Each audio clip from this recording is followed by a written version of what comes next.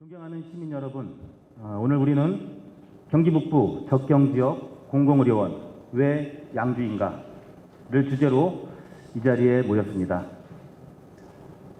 정작 이 지역은 응급실 하나 없는 적경지역이자 대표적인 의료 취약 지역입니다.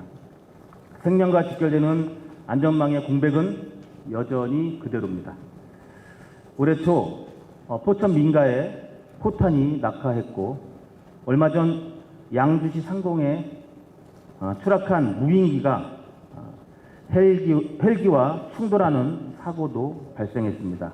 이처럼 적경지역으로서 군사적 위험에 상시 노출되어 있음에도 불구하고 양주, 동두천, 연천에는 응급실 하나, 종합병원 하나 없는 상황입니다.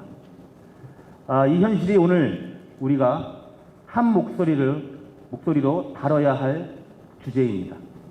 따라서 오늘 본 포럼은 의정부 중진료권인 의정부, 양주, 동두천, 연천의 지역 특수성과 의료 격차를 객관적으로 짚고 적경지역에 꼭 맞는 공공의료원 설립 방향을 모색하는 정책 토론의 장이 될 것입니다. 먼저 시작에 앞서 발제자 및 패널 분들을 소개해 드리겠습니다.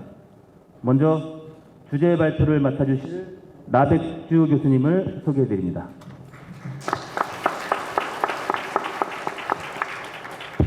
교수님은 을지대학교 의과대학 교수이시면서 좋은 공공병원 만들기 운동본부의 정책위원장을 맡고 계십니다.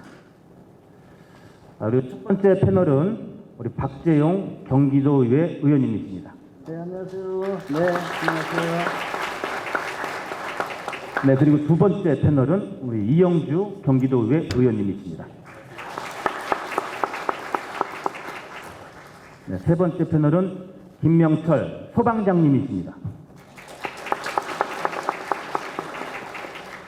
김명철 소방장님은 현재 양주소방서 백석 119 안전센터에 재직 중이십니다. 네 번째 패널은 유동수 의정부 성모병원 대외협력센터장님이십니다. 그리고 다섯 번째로 소개드릴 분 패널은 신한대학교에서 간호대학 학장을 역임하시고 현재는 예산처장으로 재직 중이신 양승희 교수님이십니다. 마지막으로 여섯 번째 패널은 양주시 보건소를 이끌고 계신 김정은 소장님이십니다. 이제 본격적으로 포럼을 시작하겠습니다. 먼저 을지대 의과대학 교수이자 좋은 공공병원 만들기 운동본부 정책위원장이신 나백주 교수님께서 양주시 공공병원 설립 필요성을 주제로 발표해 주시겠습니다. 네, 소개 감사합니다. 방금 소개받은 나백주입니다. 저는 이제 대학에서 학생들을 이제 가르치기도 하지만, 물론 최근에 한 2년 동안 학생이 안 나와가지고 수업을 잘 못했습니다만은, 아무튼 이제 그렇기도 하지만 또 이 지역에서 공공의료가 확대 강화돼야 된다는 것에 대해서 관심을 가지고 또 활동을 하고 있는 사람이기도 합니다. 오늘 양주시에 이 공공의료 설립 관련한 토론을 열린다고 그래서 굉장히 반가운 마음으로 왔습니다. 오늘 발표 내용은 먼저 공공병원이 왜 필요한가에 대해서 좀 앞서 말씀드리고, 그다음에 양주시에 왜 만들어져야 되는가 하는 내용, 그리고 이제 실질적으로 이게 이제 설립이 되려면 어떤 노력들이 같이 필요할까, 이렇게 좀 말씀드리는 순서로 좀 진행을 해볼까 합니다. 제가 오늘 슬라이드를 좀 많이 준비를 했는데요. 자료를 좀 참고하시고 오늘은 제가 말씀으로 해서 20분 안에 마칠 수 있도록 그렇게 해보겠습니다. 모든 의료가 다 공공의료가 아니냐 하는 그런 이야기가 있습니다. 사실 환자에게 최선을 다하는 거, 이것도 중요한 공공의료 하나입니다. 하지만은 환자에게 최선을 다하는 그런 노력을 모든 의료기관이 다 하고 있지만, 한국 사회는 이상하게 의료가 수도권, 특히 대도시 중심으로 이렇게 몰리고 있습니다. 그거는 이제 의료를 제공함으로써 수익이 발생하는 이런 어떤 서로 상생적인 모습을 가지고 있는데 오늘 환자한테 최선을 다하는 공공성은 그 의료 현장에서 이루어지고 있지만 지역사회 전체, 대한민국 전체를 보고 어떻게 해야 모든 국민들한테 의료가 고르게 혜택이 갈 것인가 하는 그런 어떻게 보면 더 큰 공공성이라고 하는 측면들은 사실 의료 현장에서 최선을 다하는 공공성만으로는 감당이 안 되는 것입니다.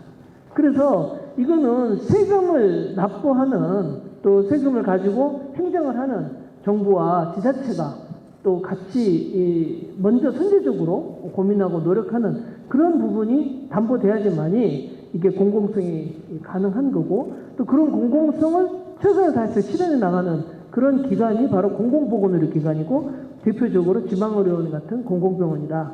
이렇게 이야기를 할 수가 있다는 것입니다. 하지만은 이런 공공병원이라고 하는 것이 한국은 굉장히 그 숫자가 적습니다. 숫자가 적기도 하고 또 규모가 작고 이러다 보니까 사실 사람들이 공공병원에 대해서 이미지가 그렇게 썩 좋지가 않고 꼭 그게 필요해? 이렇게 이제 생각하는 것도 있었습니다. 하지만은 몇 가지 사건이 있었죠. 진주의료원이 있다가 폐업을 하는 그런 일이 있었고요. 또 최근에 여러분 잘 아시겠지만서도 코로나19 감염병이 한참 돌았었을 때 다른 일반 민간병원들은 처음에 코로나19 환자를 보려고 하지 않았었습니다. 있는 환자들이 막 떨어져 나가고 수익 감소를 염려를 했기 때문이죠. 하지만은 공공병원이 이 문제에 대해서 앞장서서 진료를 하고 하면서 사실 시민들이 공공병원이 필요하다. 그 효능감을 느끼기 시작을 했다는 것입니다. 그래서 이 공공의료에 대한 어떤 그런 요구들이 이제 상당히 높아졌고 이 공공병원은 사실 어떻게 보면 세금을 가지고 설립하고 또 이 불가피한 적자에 대해서 세금으로 지원해주면서 지역사회의 공공성을 더 강하게 요구하고 또 그거를 앞장서서 시행하는 그런 의미들을 이제 가지고 있기 때문에 이 공공병원의 필요성에 대해서 사람들이 좀 많이 이제 생각하고 있고 시민들의 인식도 상당히 높아지고 있는 그런 부분입니다. 특히 한국은 전 세계에서 부러워할 정도로 아주 우수한 건강보험 제도를 가지고 있는 것이 사실입니다. 또 그 혜택을 모든 국민들이 많이 누리고 있는 것도 사실이고요. 그렇지만 건강보험에서 전체 의료비를 이게 100만 원이라고 하면은 그 100만 원 가운데서 보장해주는 비율이 한 60, 한 2, 3만 원 정도 대입니다. 즉 나머지는 비급여라고 해가지고 본인이 돈을 내서 감당을 해야 되는 이제 그런 부분인데 그런 부분이 있다 보니까 거기서 수익을 생기고 또 그 수익을 중심으로 의료가 돌아가는 그런 민간병원들에 과도하게 의존하고 있는 그런 한국의 의료 체계에서는 이런 것에 의존성이 큰 민간병원들이 주로 수익이 많이 생기는 즉 지불 능력이 높은 그런 수도권 대도시로 병원들이 몰리게 되고 그러다 보니까 지방의 의료는 아무래도 소외되어지는 그런 측면이 있고 또 대형화되어지는 그런 측면이 있다 보니까 이 중규모의 뭐 맹장 수술이라거나 정상 분만이라거나 하는 일반적인 어떤 그런 내용들이 잘 감당이 안 되는 이런 문제들이 지금 현재 있다는 것입니다. 그런 문제들이 있다 보니까 재난의료가 취약하고 재난을 대입하는 그 응급의료라거나 이런 부분들이 좀 취약하고 의료비 상승도가 굉장히 빠르고 예방 중심 의료가 굉장히 취약한 그런 여러 가지 한계들이 지금 한국의 의료가 가진 여러 가지 문제점이다. 이렇게 이제 말씀드릴 수가 있겠습니다. 민간 의료기관에 많이 의존했다는 것은 사실 한국이 가진 이 공공병원의 병상 수를 보더라도 지금 병상 수로 봤었을 때 2017년도에 5.7%로 굉장히 낮은 그런 상태에 있습니다. 이게 이제 그 치료병상인데 한국이 인구 1000명당 치료병상 수는 그 일본에 이어서 굉장히 많은 비중을 가지고 있지만서도 공공병원 병상이 굉장히 적고 또 이 민간병상 중에서도 이게 장기요양 병상 이게 지금 한국에 이게 색깔이 잘 안 나옵니다만은 이렇게 약간 저 노란색이 되어지는 게 장기요양 병원인데 그런 게 많아서 아무튼 이 의료의 지역 완결적 의료를 완수해 나가기에는 우리 이 의료의 시스템이 굉장히 부족하고 그 역할들을 공공병원이 좀 많이 해야 되는데 공공병원이 너무 부족하다. 이런 말씀을 좀 드리고 싶은 것입니다. 한국이 지금 이게 이제 그 건강보험 연구원에서 박수경 박사가 분석을 한 건데 전체적으로 보면은 병상이 빨간색으로 파란색에 비해서 빨간색이 초과되어 있다는 것입니다. 근데 300병상 이상 종합병원은 이 빨간색이 이 파란색에 비해서 부족한, 즉 다시 말해서 이 종합병원 이상에 있어서는 부족한 그런 양상을 보이고 있고, 특히 어디가 부족하냐? 지방이 부족하다라고 하는 것이 건강보험공단 그 연구원의 박수경 박사가 이제 분석한 그런 수치이기도 합니다. 또 하나는 한국이 지금 아까 그 건강보험 보장성이 100만 원 가운데서 한 62만 원 정도가 공단에서 급여로 보장을 해주다 보니까 이 그 비급여 부분을 키워서 하려고 하는 이런 그 어떤 시장성이 굉장히 과도해지고 있고, 특히 실손보험이 거기에 붙어가지고 이 부분이 굉장히 커지고 있습니다. 그래서 지금 OECD 국가 가운데서 한국이 의료비 증가 속도가 가장 빠른 국가에 되어져 있습니다. 그래서 이 속도는 너무너무 빨라가지고 세계적으로 야 이거 한국 이거 뭐 좀 걱정된다. 아직 OECD 평균 의료비, GDP 대비 의료비에 비해서 평균에는 미치지 못하지만 그 속도가 굉장히 빨라서 거기를 곧 상회할 것이다 라는 그런 예상들을 지금 하고 있는데, 그 의료비 상승은 주로 어디서 많이 이루어지고 있느냐 하면은 이 상급 종합병원, 이게 이제 그 건강보험 심사평가원 이지정 박사 등이 이제 분석을 한 건데, 상급종합병원에서의 의료비, 그 의료비가 사실 보면은 이 오른 밑에 이 연도별입니다. 이게 이제 그 의료비 상승 속도가 굉장히 빠르게 늘고 있다는 것을 알 수가 있고, 또 이제 그 의원급도 지금 많이 늘고 있는데, 의원급은 뭐 안과라거나 정신과라거나 피부과라거나 이렇게 비급여 진료를 많이 하는 그런 쪽이 지금 늘어나고 있어서 의사들도 지금 그 월급 많이 쓰는 그 상급 종합병원, 대학병원 쪽으로 이제 쏠리고, 아니면은 개원가의 그런 비급여 시장이 큰 이런 쪽으로 가다 보니까 이게 지역의 어떤 필수적 의료를 담당하는 종합병원급이 사실 지금 굉장히 좀 어려운 상황입니다 하는 것이 지금 현재 한국 의료의 어떤 문제점이라고 이제 볼 수가 있습니다. 또 한 가지는 그 이제 의사랑 간호사랑 이런 사람들이 사실 OECD 평균에 비하면 인구 대비로 봤었을 때 아직 부족한 상황이고, 그런데 이제 그 의사가 부족하고 간호사가 부족하고 이런 건 있는데, 제가 이제 그 간호사 이야기를 이제 우리 간호 교수님 오셨지만은 간호사의 졸업생 숫자는, 간호대학 졸업생 숫자는 OECD 평균에 근접해 있습니다. 근데 문제는 병원에 남아있지 않는 거예요. 신규 간호사분들은 병원에 처음 가가지고 약 40%가 1년 이내에 그만두는 그런 어떤 통계를 가지고 있습니다. 또 재밌는 거는 한국이 이렇게 의료가 잘 되어 있긴 하지만은 병원에 환자가 입원을 하면 가족이 가거나 아니면 간병인을 써서 그 간병을 해야 되는 그런 시스템이 되어져 있습니다. 그러니까 의료는 굉장히 현실적이지만은 환자를 돌보는 시스템만큼은 굉장히 후진적이다, 이렇게 이야기를 할 수 있는데, 이런 부분들이 보면 왜 이렇게 되느냐 하는 것은 바로 한국이 지나치게 그 병원 경영이 상업적으로 되다 보니까 병원의 교수님들도 그 수익이 많이 되는 검진이나 이런 쪽으로 지금 하는 그런 분도 있고, 또 인력을 전공이라거나 이런 그 간호사 인력을 충분히 고용하지 않고 이렇게 움직이는 그런 부분들이 지금 꽤 있다. 그래서 이거를 지금 계속 이대로 방치하게 되면 우리는 계속 간병비를 의료비 외에 별도로 지급을 해야 되는 그런 일들이 많이 생기게 되고, 또 값싼 노동력, 이 전공의와 이 어떤 간호사의 적은 간호사 숫자로 움직여야 되는 그런 문제들이 이제 있게 되고, 하여튼 지금 이제 이 상태를 계속 그대로 놔두면 한국 의료가 더 이상 지탱하기 어렵다는 것이 많은 학자들이 지금 공통적으로 지적하고 있는 상황이기도 합니다.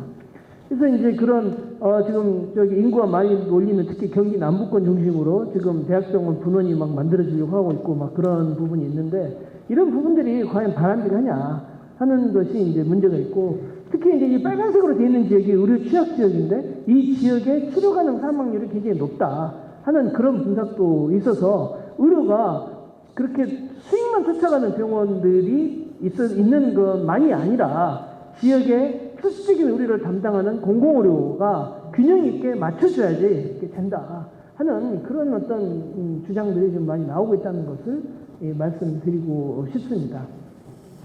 의료비에 있어서도 지금 사실 건강보험 보장성이 그렇게 높진 않지만 지금 있는 보장성 내용만으로도 어떤 충분히 진료가 가능한 그런 공공의료의 모습들을 기대하는 그런 시민들의 목소리가 크고, 또 공공병원이 건강보험 보장성 확대를 주장하는 굉장히 전진기지가 돼야 된다 하는 그런 주장들도 있다는 것을 제가 좀 말씀을 드립니다.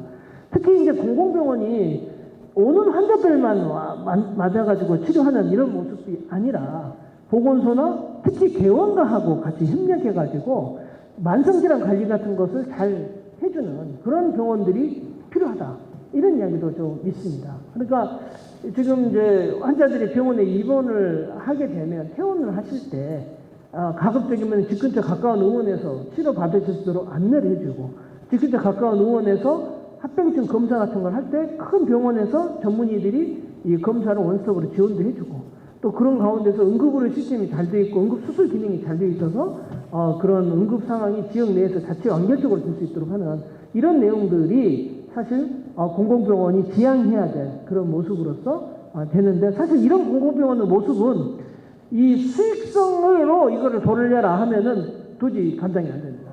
인력 기준을 충분히 갖추고 이런 지역 1차 의료에 봉사하고 응급의료 진료를 갖출 수 있는 인력이 충분히 당직을 설 수 있으려면은 그런 내용들을 냉철하게 따져서 불가피한 적자를 재정 지원해주는 그런 시스템이 함께 돌아가야지 되는 거고, 그런 모습이 공공병원이 했었을 때 그게 나중에 수가로 연결이 돼서 이제 민간 병원도 공공적 기능을 충실하게 잘 수행할 수 있도록 이렇게 한국의 보건의료 체계가 전반적으로 공공성으로 나아가는데 어떤 전초 기지로서 공공병원으로의 역할을 기대할 수 있다, 이런 말씀을 좀 드리고 싶습니다.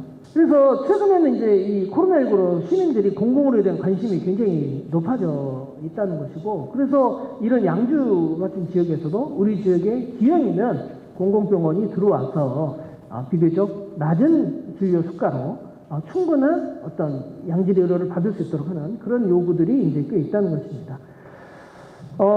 그런데 이제 사실 이전에는 공공병원 하나 짓기가 사실 무지하게 어려웠습니다.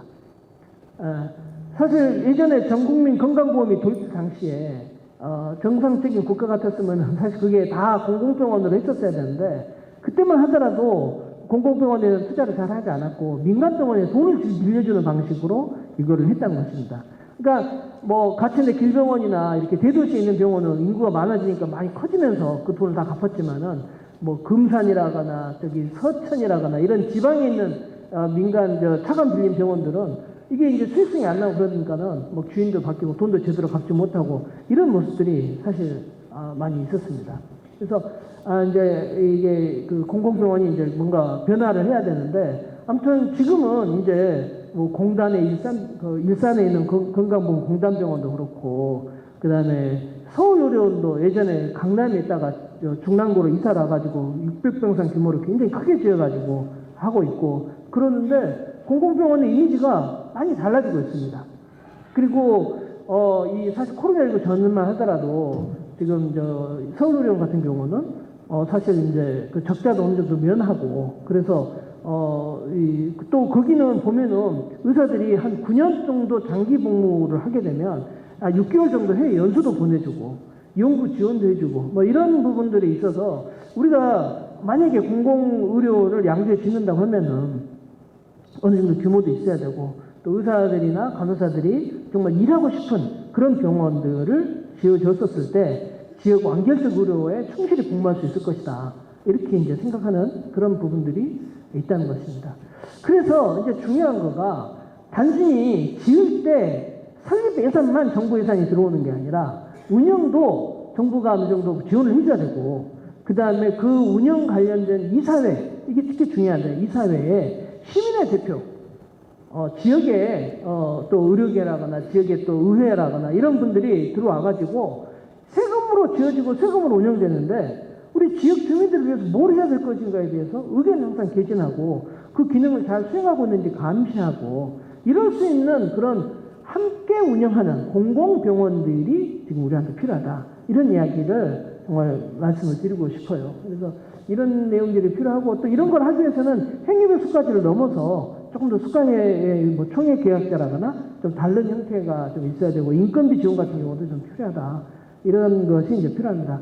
그리고 이제 공공병원이 단순하게 병원 하나가 만들어진다. 이런 걸 떠나서 지역의 1차 의료기관 또 보건소 이런 것과 이런 기관들과 함께 상당히 그 지역민들의 건강을 전방위적으로 돌봐준다는 그런 어떤 의미로 생각을 해야 되고 그래서 저는 이게 제가 이제 아까 여기서 좀 생각한 건데 단순히 돈만 버는 병원이 아니라 세금이 가장 효과적으로 쓰일 수 있도록 하는 그런 돈 쓰는 병원이 우리 지역에 필요하다. 이런 인식을 좀 같이 가져주는 게 필요하지 않을까 이렇게 생각을 합니다.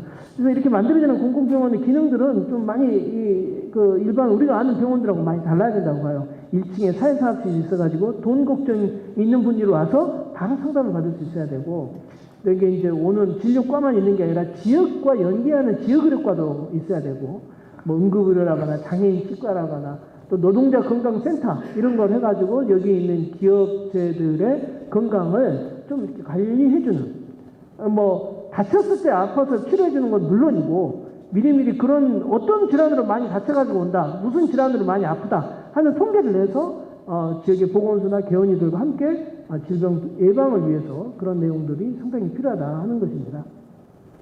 그래서 규모도 상당히 좀 있으면 좋겠고 또 지금 제일 공공병원이 중요한 것 중에 하나가 신종감염병 같은 이런 문제들이 이제 굉장히 중요하고 또 올해가 역대급으로 덥다고 하는데 기후위기 이런 상황이 왔었을 때 어떻게 대응할 것인지 이런 내용들까지 같이 고민해서 갈 수 있도록 해야 된다 하는 겁니다. 전 병동의 간호감독 통행 서비스가 돼야 되고요. 그래서 이 평가도 진료 실적만이 아니라 지역의 건강 문제를 어떻게 제대로 해결하고 있는가 이렇게 해서 하는 거가 필요하고 특히 저는 인력 문제가 굉장히 중요하다. 인력 문제가 전병동 간호간병 통합 서비스가 돼야 되고 한 과에 진료과에 의사가 한 3명 이상 이렇게 하고 요새 이제 이재명 정부도 주 4.5일제 이런 얘기 하는데 지금 외국 같은 경우는 주 4일제를 가고 있습니다. 그래서 그 간호사 인력도 돌봄 간호 부담이 그렇게 크지 않으면서 시민들한테 입원한 환자분들한테 양질의 서비스를 제공할 수 있도록 하면서도 전국의 보건의료의 어떤 시스템을 선도해 나갈 수 있는 그런 식으로 이거를 하려면은 저는 적정한 의료 인력이 몇 명이야 되는가를 항상 검토하고 의회에 보고하고 이렇게 해서 예산을 좀 받아갈 수 있도록 하는 이런 식의 시스템이 좀 필요하다 하는 내용들을 좀 주장을 하고 싶습니다. 이 보건소도 저는 이제 이게 소장도 오셨지만은 이제 뭐 지금도 지소진료소 같은 경우가 굉장히 열심히 하지만은 사실 제가 예전에도 서북병원에서 근무를 해봤을 때 은평구에 이렇게 쭉 돌아다니 보면은 건강검진 안 받는 노인들이 많으시고요. 검진 받았는데 질환이 있음에도 치료 안 받는 노인들이 많으세요.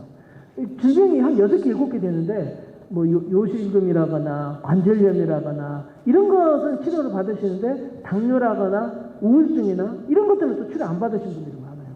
또 약은 받는데 의원이 다 따로따로 있다 보니까 공통적으로 소화제하고 진통제가 막 들어있다 보니까 이분들이 결국 약을 드실 때 거의 한 움큼을 드세요. 거의. 근데 이걸 누군가가 다니면서 정리해주는 그런 시스템이 저는 필요하다.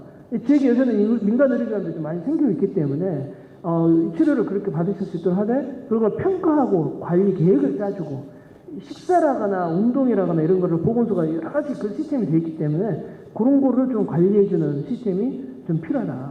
이런 말씀도 좀 저는 드리고 싶어요. 양주시가 실은 제가 얼마 전에 남양주 가서도 이런 발표했는데 제가 발표할 때 국회에 토론할 때 그랬습니다. 남양주도 제가 보니까 많이 필요합니다. 근데 남양주만 있으면 안 되고 양주도 필요하겠네요. 그런 얘기를 했는데 얼마 지나지 않아서 도에서 두 군데 다 이렇게 한다고 해서 사실 굉장히 반가웠습니다. 저는 이 공공병원이 예를 들어 남양주 생기면 남양주만 하는 게 아니라 가평까지는 어느 정도 책임을 질 수 있어야 된다고 보고 양주도 연천이라거나 이 일대에 농촌 취약지역에 대해서도 어느 정도 책임성을 가져야 된다고 봅니다. 지금 현재 충주의료원이 단양군 보건의료원과 어떤 협약을 하고 있냐면은 소아과사가요 일주일에 2번 정도 단양군 보건의료원에 외래 진료를 가져요. 그런 것뿐만 아니라 외국에 다녀보면요 이런 지방의료원 같은 데서 그 취약한 곳에 있는 의원과 서로 연계해가지고 전문의 진료 자문을 해준다거나 이런 시스템이 굉장히 잘 되어 있습니다. 그러니까 지역을 위해 헌신하는 그런 어떤 병원이 공공병원이 해야 되는데 그런 곳에 있는 인력들의 인건비 부분들이 뭔가 재정적으로 수가만이 아니라 이런 식으로 해서 함께 운영되는 그런 부분들이 저는 필요하다라고 보고, 제가 이렇게 보니까 양주가 또 이쪽 경기 동북부가 예를 들어서 사망률이나 연령층이나 사망률이라거나 여러 가지 어떤 그런 측면에서 굉장히 불리한 그런 안 좋은 측면들이 있어서 이 문제들을 해결해 나가는 부분을 하려면은 병원이 거점 역할을 하고 보건소하고 개원가들하고 협력하는 그런 모델을 구축을 해야 된다. 저는 그게 바로 공공보건의료 전달 체계다라고 이제 생각을 하는 것입니다. 그래서 양주가 지금 인구도 지금 굉장히 빠르게 증가하고 있고, 아까 축사하실 때 뭐 시장님이나 의장님께서도 말씀하셨지만 인구 규모도 늘고 있고 출산율도 높고 있고, 그러면 분만이라거나 이런 문제에 있어서 여러 가지 요소들을 지역 자체적으로 해결할 수 있도록 해주는 그런 부분들이 같이 이제 필요하다 하는 내용들을 제가 좀 말씀을 드리고 싶었습니다. 최근에 이제 그 정부도 지금 병상이 많아지고 있어서 신규 병상을 계속 억제하는 정책을 펴고 있지만은 공공병원인 경우 지역 주민들이 희망하고 지역 정치권이나 행정에서 요구를 하면 그 병상 수급에 있어서 늘어나는 부분에서 제외를 시켜가지고 그런 부분은 별도로 꼭 지어줄 수 있도록 하겠다. 이제 이런 내용들이 정부 방침에서도 나오고 있어서 저는 좀 반갑다. 이렇게 이제 생각을 합니다. 그래서 앞으로 이제 그런 내용들이 저는 필요하다고 보고요. 이제 과거 이제 이 정부에서도 얘기는 했습니다만은 한계가 많이 있었습니다. 지금 이제 현 정부는 이게 사실 뭐 공공의대라거나 공공병원이라거나 이런 이야기를 하긴 했습니다만은 사실 이전에서도 그런 이야기는 많이 나왔어요. 근데 제대로 안 됐거든요. 근데 저는 그 가장 핵심적인 이유가 예산을 만들어내지 못했기 때문에 그렇다고 봅니다. 예산을 통과하지 못했고요. 그래서 저는 이제 이 새로운 정부가 물론 지역 특수우리 기금이라고 하는 것이 있긴 합니다만은 이게 저는 좀 모호하다 이런 생각이 들고, 공공보건의료라는 타이틀을 가지고 기금을 좀 만들어서 특히 이제 공공병원뿐만 아니라 내년에는 통합돌봄법이 이제 시행이 됩니다. 그러면은 지금 요양병원이나 요양원에 계시는 어르신들 중에 사실 집에 계셔도 될 분들이 거기 계신 분들이 많아요. 근데 집에 못 계시는 이유가 뭐냐면은 찾아와서 돌봄과 찾아가서 의료를 제공해주는 시스템이 없기 때문에 그렇습니다. 저도 지금 마포에 살고 있습니다만은 거기 바로 옆에 재택의료센터 시범사업하는 지역이 있어가지고 의료기관이 있어가지고 같이 한번 이야기를 들어보면 사실 배 복수가 차가지고 병원을 하루 가야 되는데 하루 종일 걸리고 기다려야 되고 뭐 이렇게 합니다만은 있는데 의사가 와가지고 배 안을 넣어서 복수 싹 빼주니까 시간도 덜 걸리고 돈도 얼마 안 걸리고 그런 편리성을 느끼니까 자기는 수가 지급하는 거 왜 돈을 더 주고 싶다는 거예요. 근데 그러면 안 되잖아요. 이제 그런 이야기를 저한테 와서 이야기를 해요. 그래서 이런 재택의료를 해주는 그런 어떤 시스템, 찾아가는 의료 이런 부분이 필요하고 이제 그런 내용들을 하려면은 공공돌봄 인프라가 좀 생겨야 된다. 저는 공공의원 같은 것도 좀 생겼으면 좋겠고 그런 공공의원의 의사 선생님들은 방문 진료라거나 휴일 야간 진료 같은 것을 좀 하고 하는 그런 식으로 좀 돼야 되지 않을까 싶은데 아무튼 이거는 지자체가 앞으로 그런 것에 대한 연구도 하고 해야겠습니다만은 그렇게 좀 뭔가 달라져야 한다고 봅니다. 저는 좀 주장하고 싶은 것이 담배 개별 소비세라고 하는 게 있는데 이 중에 45%가 실은 소방안전교부세로 가가지고 과거 2015년도에 막 소방관들이 막 그때 여기 서울은 굉장히 소방 인프라가 잘 되어 있는데 다른 지방은 많이 부족했습니다. 그러다 보니까 뭐 이렇게 경무에 시달려가지고 돌아가시는 일도 있었고 특히 이제 강릉 산불 같은 거 나가지고 그때 굉장히 힘들었었거든요. 근데 그때 이후로 담배값이 4,500원으로 인상이 되면서 그 담배 개별 서비스라는 594원이 생겼는데 그 예산의 45%를 소방안전교부세로 해가지고 소방에 이렇게 시도마다 이렇게 내려줬습니다. 이걸 소방안전 특별 회계를 만들어서 소방 인프라를 늘리고 특히 소방관을 인력을 한 절반 예산을 가지고 늘리고 하다 보니까 지금은 17개 시도가 소방 인프라가 굉장히 고르게 됐습니다. 그래서 이런 내용들을 우리도 좀 해야 되지 않을까 이렇게 좀 생각을 하고 있고요. 그래서 그런 주장들을 좀 했으면 좋겠습니다. 그래서 저희가 좋은 공공부양대 운동본부에서 새로운 정부에 이 예산을 가지고 공공보건의료, 공공돌봄 인프라 확대에 좀 쓰자. 이렇게 지금 주장을 하고 있는데 이거를 이제 시도로 갖고 와서 공공보건의료, 공공돌봄 특별회계를 만들고 저는 기초지자체도 공공돌봄 특별회계가 좀 있어야 되지 않을까 이렇게 생각을 하는데 아무튼 이런 내용들이 좀 같이 좀 주장이 되고 했으면 좋겠습니다. 그래서 아무튼 지역에 공공병원 설립이 저는 굉장히 필요하다고 보고 적극 응원하는 바이고 전국적으로 이런 지금 지역들이 많이 있으니까 같이 함께 손을 잡고 공공병원 설립을 했으면 좋겠습니다. 이게 지금 제가 최근에 쓴 공동으로 참여한 책입니다. 의료 재난의 시대 우리는 왜 공공으로 외치는가? 인데 혹시 뭐 기회 되시면 한번 보시는 것도 좋겠습니다. 감사합니다. 이상입니다. 보건의료에 대한 공공성이 매우 낮은 현실을 지적하셨고요. 이는 곧 사는 지역에 따라 건강 수준의 격차가 벌어지고 일상적인 건강 돌봄조차 제대로 이루어지지 못하는 구조적 위기에 놓여 있다는 것을 강조하셨습니다. 특히 양주시의 보건의료 실태와 문제점을 구체적으로 짚으시면서 단순한 병상 확충을 넘어 접경지역의 특성과 인구 구조를 반영한 지속 가능한 공공병원 설립 방향을 제안해 주셨습니다. 내용 중에 설명이 좀 안 되신 곳도 아까 있는 것 같아요. 우리 양주시가 인구가 많이 늘면서 지금 고령화율도 쳐놓으신 책자에 있었는데 보니까 2020년에는 우리 양주시 고령 인구 비율이 15.2%였어요. 근데 25년도 현재 20.4%로 많이 늘었습니다. 이거는 초고령 사회로 진입했다는 의미이기도 해요. 이에 따라서 이제 어르신들이 많다는 것은 만성 질환자가 많이 있다는 얘기이기도 합니다. 일상의 건강 돌봄 수요도 함께 늘어나고 있어서 공공 인프라가 확충이 더욱 필요하다라는 말씀도 같이 하셨고 아까 담배세도 말씀하셨죠. 제가 요새 관심 갖고 건의하려고 준비 중에 있었는데 미리 말씀 주셔서 감사합니다. 오늘 고생하셨고요. 네, 이제부터는 우리 경기 북부 접경지역 공공의료원 왜 양주인가에 대한 우리 패널 분들의 의견을 차례 들어보도록 하겠습니다. 첫 번째로 경기도의회 박재영 의원님께서 혁신형 공공의료원 양주시 유치에 대하여 라는 주제로 의견을 주시겠습니다. 네, 안녕하세요. 소개받은 경기도의회 보건복지위원회 소속 박재영 의원입니다. 우선 귀한 토론회를 마련해 주신 양주시의회 윤창철 의장님과 또 좌장으로 진행하시는 정현호 양주시의 의원님께 감사드립니다. 또 발제를 해주신 나백주 좋은 공공병원 만들기 운동본부 정책위원장님께도 감사드립니다.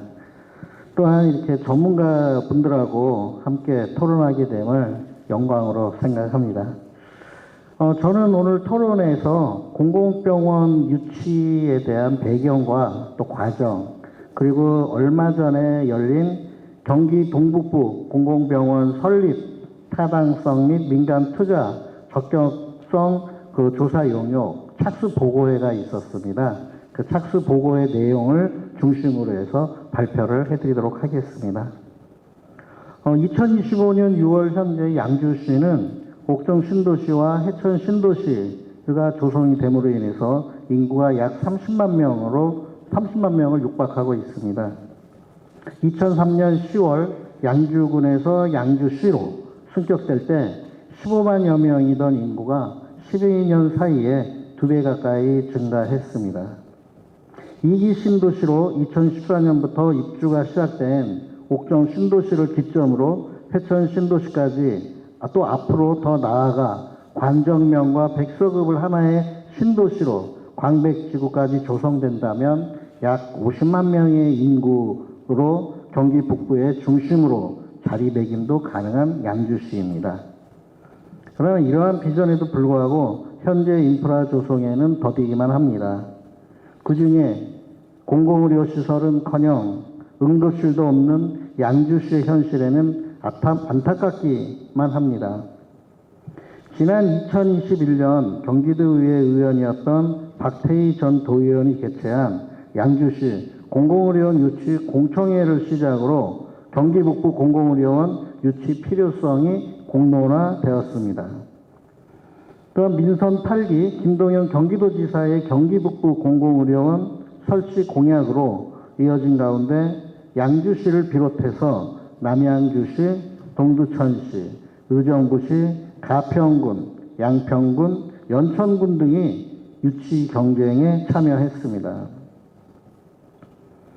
현재 5선의 정성호 국회의원은 2023년 2월과 2024년 3월 또 그리고 2024년 7월 세 차례에 걸쳐 경기도청의 김동연 도지사를 직접 예방해서 양주시 공공의료원 입지를 제안하였습니다. 저 또한 경기도의회 보건복지위원회 위원으로서 정성호 국회의원과 함께 하였고 양주시 유치를 위해서 동분서주하였습니다. 또 양주시 강수현 시장께서도 양주 시민의 염원이 담긴 서명부를 경기도에 전달하였고 또 양주시청 TF팀을 구성하여 공공의료원 유치 활동도 활발하게 하였습니다. 이러한 노력 속에 우리의 염원인 2024년 9월 11일 양주시의 혁신형 공공의료원 유치가 결정되었습니다.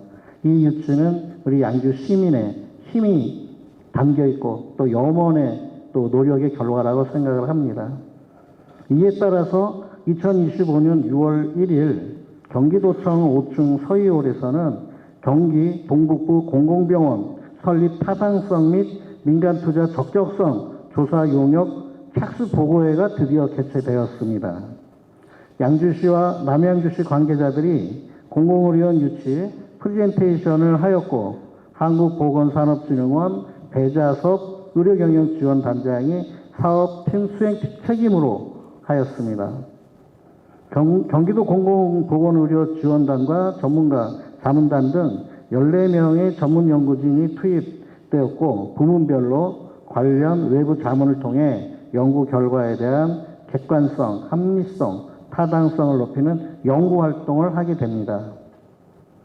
구체적인 내용으로 보면은 현황 및 환경 분석으로 지역 환경 분석, 사회, 경제, 보건의료, 또 권역별 의료 현안 조사와 지역 주민 설문 조사를 실시할 예정입니다. 또 경기 동북부 공공병원 개념 및 필요성을 도출하고 진료권과 적합성을 검토하게 되고 경기 동북부 공공병원 설립 추진 방향 설정을 해서 권역, 광역 진료권과의 연계성, 진료권 분석 및 병상 규모 추정, 입지 분석 등을 하게 됩니다. 설립 및 운영 계획에 있어서는 기능 및 역할, 또 진료 계획 수립, 조직 인력 계획 수립, 건축 계획 수립, 의료 장비 계획 수립, 경영 수지 추계 등을 조사할 거고 투자비 조달 계획을 하게 되면 총사업비 추계, 재원 조달 계획, 또 설립 추진 일정 등을 연구 용역에서 하게 됩니다. 설립 타당성 분석에 있어서는 경제성 타당성 분석 및 정책적 타당성 분석, 또 지역 균형 발전 분석 등을 연구조사를 하게 됩니다. 한국보건산업진흥원의 주요 연구 용역 계획을 제가 지금 말씀을 드렸습니다. 또한 경기도의료원 6개 병원 이름이 현재 운영되고 있는 경기도의료원의 6개의 병원의 이름이 경기도의료원 수원병원, 경기도의료원 이천병원, 포천병원, 안성병원, 파주병원, 의정부병원으로 지역명을 사용하고 있습니다. 새로 신설되는 양주와 남양주시에 있는 공공의료원도 경기도의료원 양주병원 또 남양주병원으로 명명될 경우도 있겠으나 용역조사 시 지역명 대신 권역별로 이름을 변경될 수도 있는 검토사항으로 되고 있습니다. 예를 들어서 북부 공공병원, 동북부 공공병원 등으로 변경하는 것도 검토 대상으로 되고 있습니다. 2024년 9월 11일 경기도 유치 결정부터 2025년 6월 1일 연구용역 착수 보고회를 거쳐 다음과 같은 설립 절차를 설립 절차에 대한 일정을 또 말씀을 드리도록 하겠습니다. 2026년 12월 경기 동북부 공공병원 사전 예비 타당성 조사를 완료하게 되어 있습니다. 2027년 4월 경기 동북부 공공병원 예비 타당성 조사를 완료하게 되어 있습니다. 기획재정부와 KDI를 통해서 또 2027년 12월 달에는 경기 동북부 공공병원 BTL 사업 신청 및 국회 의결을 또 계획하고 있습니다. 2028년 10월 달에는 시설사업 기본계획 수립 및 고지, 그러니까 국회 의결로부터 10개월 동안 시설사업 기본계획 수립 및 고시를 하게 될 예정이고요. 2029년 2월 달에는 우선 협상 대상자로 선정을 할 계획으로 있습니다. 2030년 1월 우선 협상 대상자 선정 후 11개월 동안의 기간을 거쳐서 2030년 1월 달에 실시 협약을 체결하게 될 예정입니다. 그 후로 10개월 동안 2030년 11월 실시 계획 승인 및 건축 인허가를 포함한 승인 계획이 예정되어 있습니다. 이러한 과정을 거쳐서 실시 계획 승인, 건축 인허가 승인을 포함한 기간에서 30개월 동안이 소비된 후에 드디어 2033년 5월에 준공 및 개원을 목표로 되어 있습니다. 2033년 5월에 개원이 되는 것이죠. 그렇지만 이거는 연구 영역 조사에 대한 계획된 내용이고 또 차질 없이 진행이 된다면 이러한 내용의 완성이 되는 시간이 2033년 5월 달로 계획되어 있습니다. 그렇지만 또 양주시의 현안도 있습니다. 양주시 공공의료원 부지는 지금 옥정동 586번지 1원에 위치한 의료시설 용지로 전체 면적은 16,877평입니다. 현재 부지는 LH 소유로 부지 무상 제공을 위해 매입 절차를 추진하고 있으며 의회 승인 등 부지 매입 사전 절차를 추진하였고 또 LH와 공공의료원 설립을 위한 MOU를 체결하는 등 노력을 기울이고 있습니다. 이 노력에 의한 결과가 부지 매입 완성에 대해 차질 없이 진행이 되어야 합니다. 부지 매입이 되지 않을 경우에는 우리의 염원인 공공의료원 유치가 됐다 하더라도 부지가 시소유가 되지 않기 때문에 또 차질이 빚어질 수 있기 때문에 부지만큼은 부지 매입의 완성이 돼야 된다라는 것을 꼭 말씀을 좀 드립니다. 또 중앙부처인 보건복지부의 승인을 위해 연구용역 조사 결과가 중요합니다. 또한 중앙부처인 기획재정부의 예비 타당성 조사 통과도 관건입니다. 우리가 한간에 얘기하고 있는 예타 면제를 또 희망하고 있지만 이 예타 면제 조건에는 국가 경제안보, 안정적인 산업 공급망 확보, 미래 경쟁력 확보 등을 위하여 특히 신속하게 추진될 필요성이 있다고 인정된 사업에는 예타 면제 통과 조건이 되지만 우리 양주의 혁신형 공공의료원은 해당이 안 되기 때문에 예비 타당성 검증을 받아야 합니다. 예타 통과 외에도 또 국비 재원 투입이 제때 이루어지도록 하기 위해서는 정치력도 매우 중요하다고 생각을 합니다. 양주시 지역의 우선 정성욱 의원의 역량과 정치력이 양주 시민의 염원인 혁신형 공공병원의 개원을 이루는데 큰 힘이 발휘될 거라고 생각을 합니다. 저 또한 경기도 의원으로서 혁신형 공공병원이 차질 없이 진행되도록 경기도의회에서 또 최선의 노력을 다하겠다라는 약속을 드리면서 경공의료원 유치 배경과 과정 또 착수 보고에 대한 내용을 여러분들에게 말씀을 드렸습니다. 네, 이상입니다. 감사합니다. 네, 박재용 의원님 수고하셨습니다. 말씀을 좀 정리하자면 양주시는 신도시송으로 인구가 급증하고 있고 또 응급실이 하나 없고 심각한 의료 공백 상태라고 짚어주셨고요.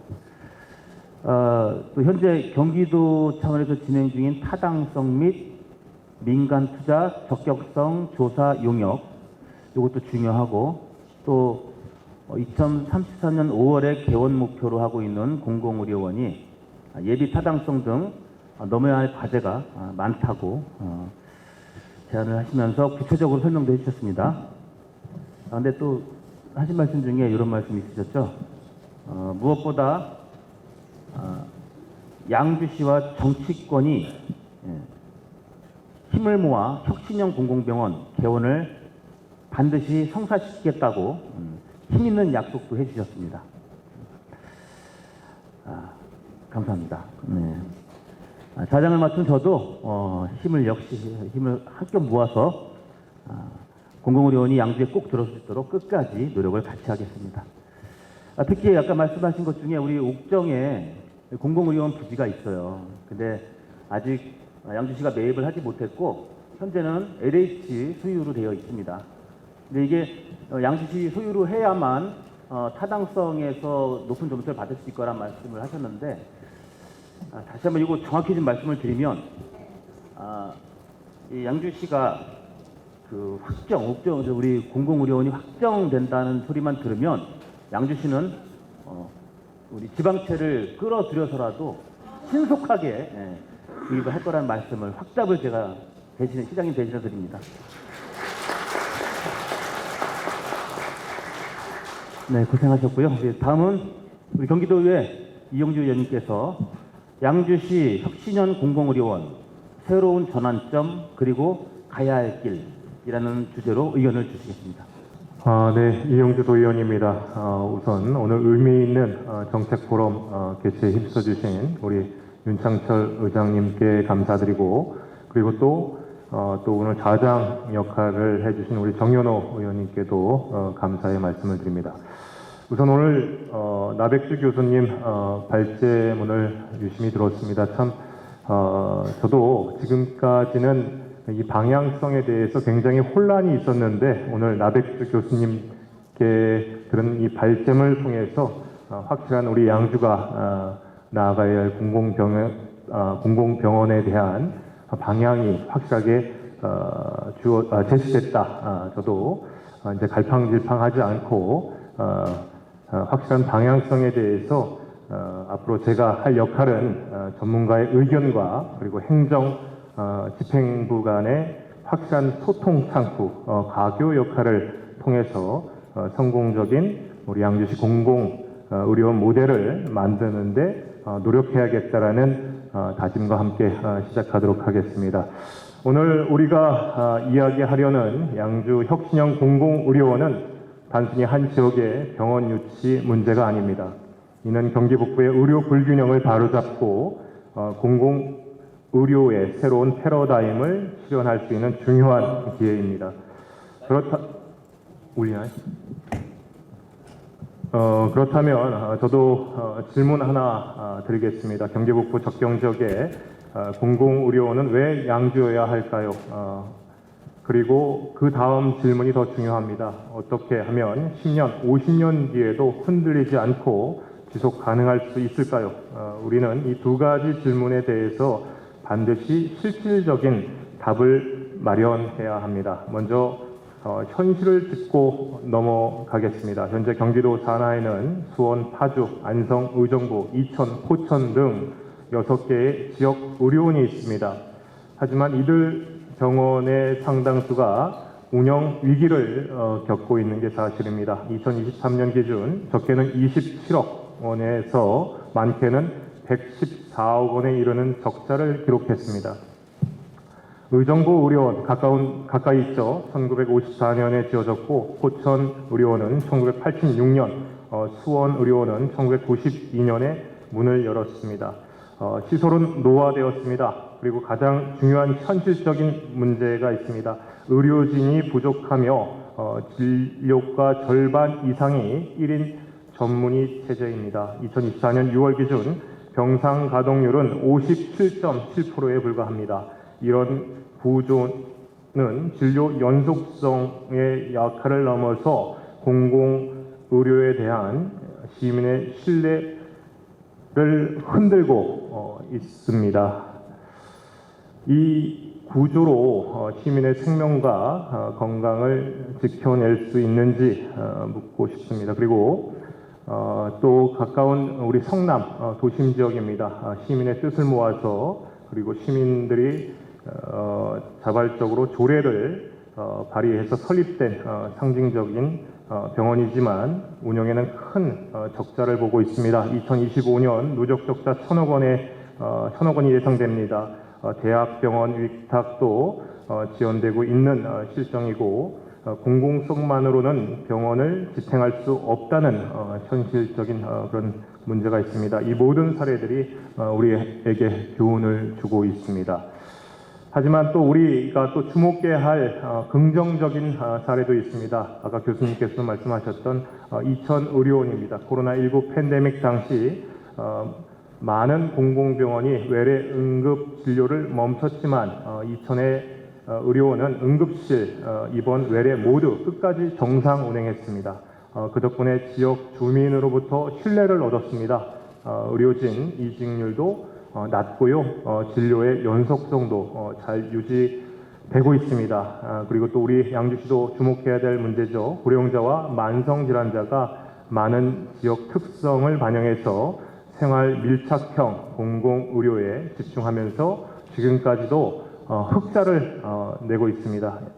이제는 단순히 공공의료는 필요하다가 아니라 어떻게 지속 가능한 공공의료를 만들 것인가를 고민할 시점이라는 생각입니다.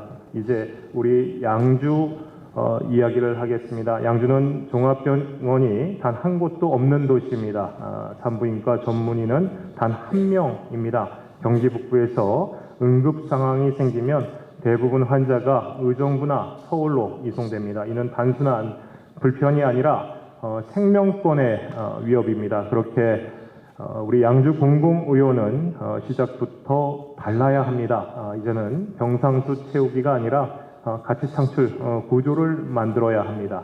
첫 번째로 특화된 전문 병원 모델로 출발을 저는 건의를 드립니다. 양주는 젊은 세대 유입이 많고 아이를 키우는 가정이 많습니다. 소아 청소년과 여성 건강 분야에 특화된 병원으로 그리고 가까이 있는 국립암센터처럼 연구, 진료, 교육이 융합된 클러스터형 모델로 가야 한다고 생각합니다. 이것이 바로 양주만이 할 수 있는 전략적 차별화라고 생각합니다. 두 번째, 재정 및 운영 혁신이 필요합니다. 우리는 흔히 공공병원은 적자를 감수하는 병원으로 생각하지만 이제는 수익도 낼 수 있는 공공병원을 설계해야 합니다.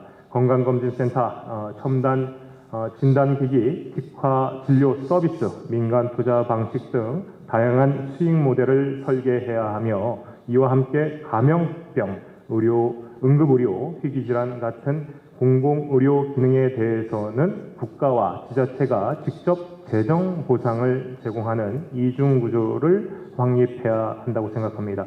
세 번째는 제도 개선입니다. 여러분, 예비 타당성 조사에서 가장 큰 벽은 경제 분석입니다. 하지만 수익성이 낮은 지역일수록 공공의료가 더 필요한 것이 현실입니다. 그럼에도 지금 예타 제도는 수익이 나지 않는 지역은 낙제점을 줍니다. 이 구조를 바꾸지 않으면 양주뿐만 아니라 전국 의료 취약지는 공공의료를 시작조차 할 수 없습니다.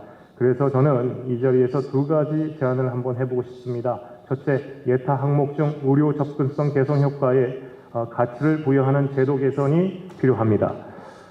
시간이 생명을 좌우하는 응급 의료 상황에서 접근성은 경제성보다 훨씬 중요한 공공적 가치입니다. 지금처럼 BC 분석으로 공공의료의 본질을 평가할 수 없습니다. 둘째, 공공의료에 관한 법률을 개정하여 혁신형 공공의료원을 특수목적 기관으로 지정하고 세금 감면, 국비 보조율 상향, 의료 인력 확보, 인센티브 등 실질적인 지원 체계를 제도화해야 합니다. 아울러 국민 건강을 해치는 소비에서 걷는 담배 개별 소비세 일부를 건강을 지키는 공공의료 재원으로 목적화하는 방안도 적극 추진해야 합니다. 이는 단지 양주만의 문제가 아니라 전국 의료 취약지에서 공공의료의 지속 가능성을 확보하는 구조적 해법이 될 수 있습니다. 이제 정리를 한번 해보겠습니다. 양주 공공의료원은 단순한 하나의 병원을 짓는 사업이 아닙니다. 이는 공공의료의 지속 가능한 모델을 처음으로 설계하는 전환점으로 삼아야 합니다. 공공성이 있으니 당연히 필요하다는 논리는 이제 설득력이 부족합니다. 왜 양주인가에 이어 어떻게 지속 가능한가를 함께 제시해야 합니다. 시장이 실패한 곳에 국가의 책임지는 구조, 그 첫 단추가 양주에서 세워지길 바랍니다. 경쟁력 있는 공공의료, 가치 있는 정책, 그리고 시민의 건강권을 지켜내는 제도적 전환, 이 모든 것이 양주에서 실현될 수 있게 여러분과 함께 만들어 가겠습니다. 네, 이상입니다. 감사합니다.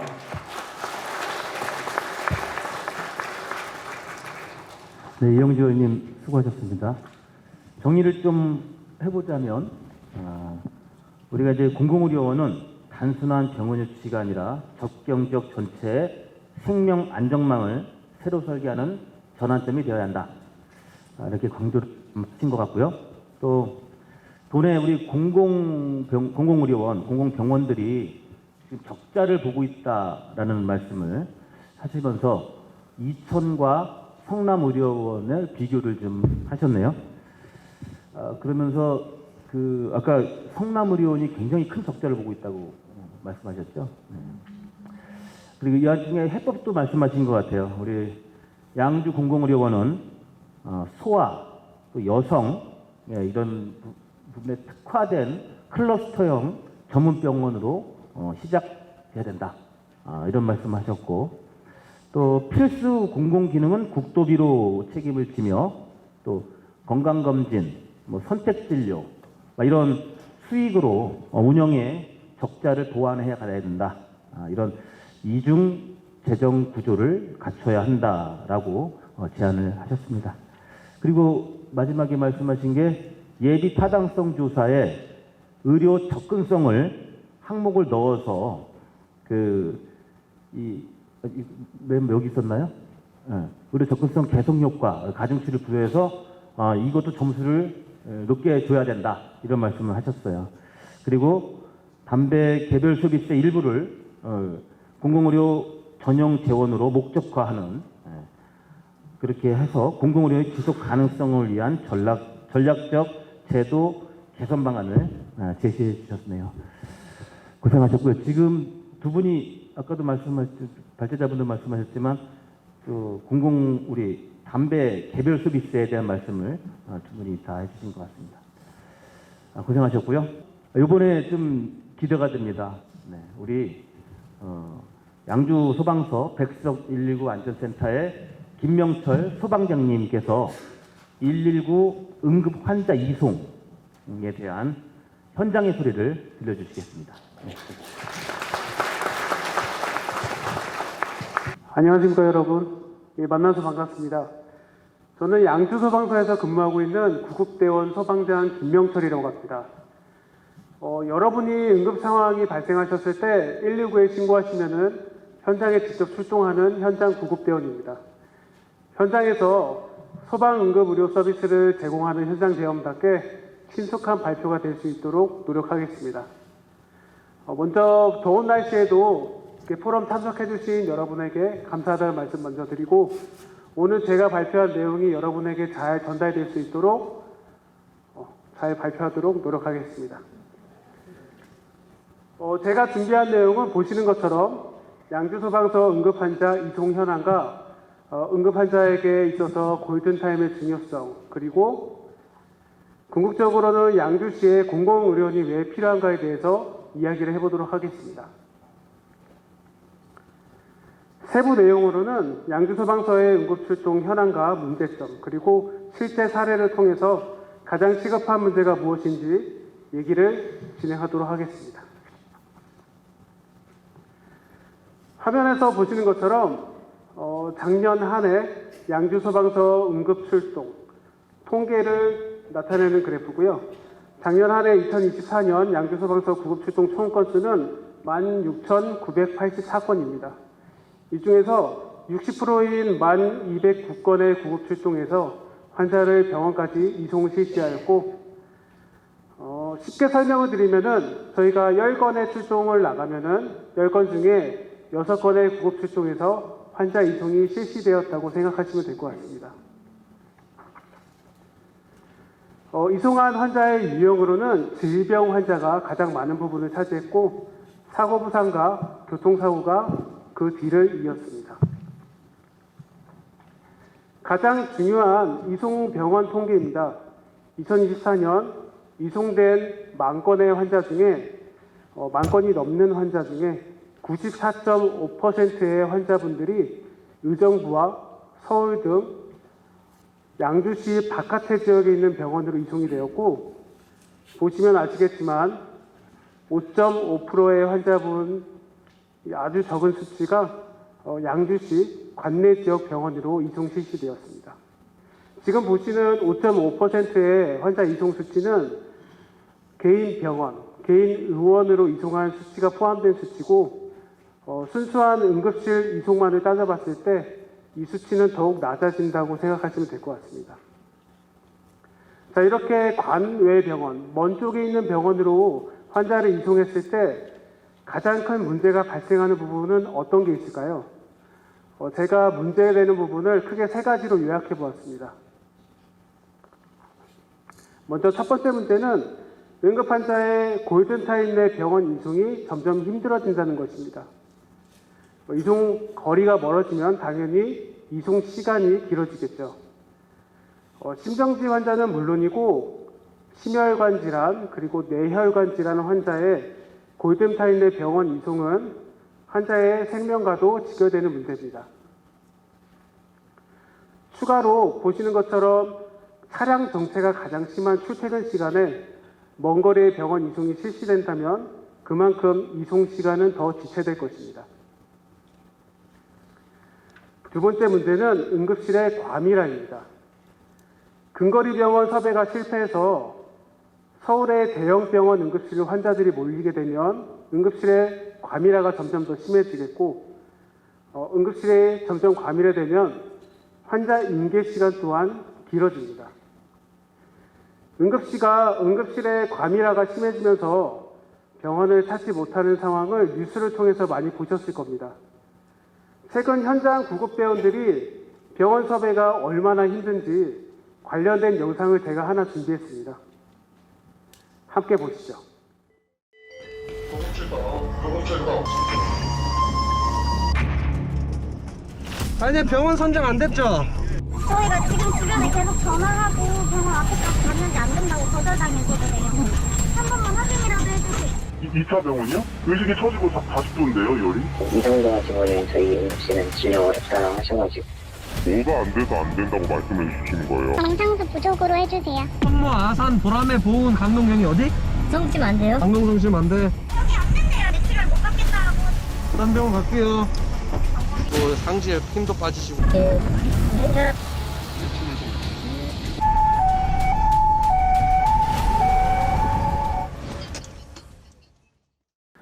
현장 구급대원으로서 저도 많이 겪는 상황입니다.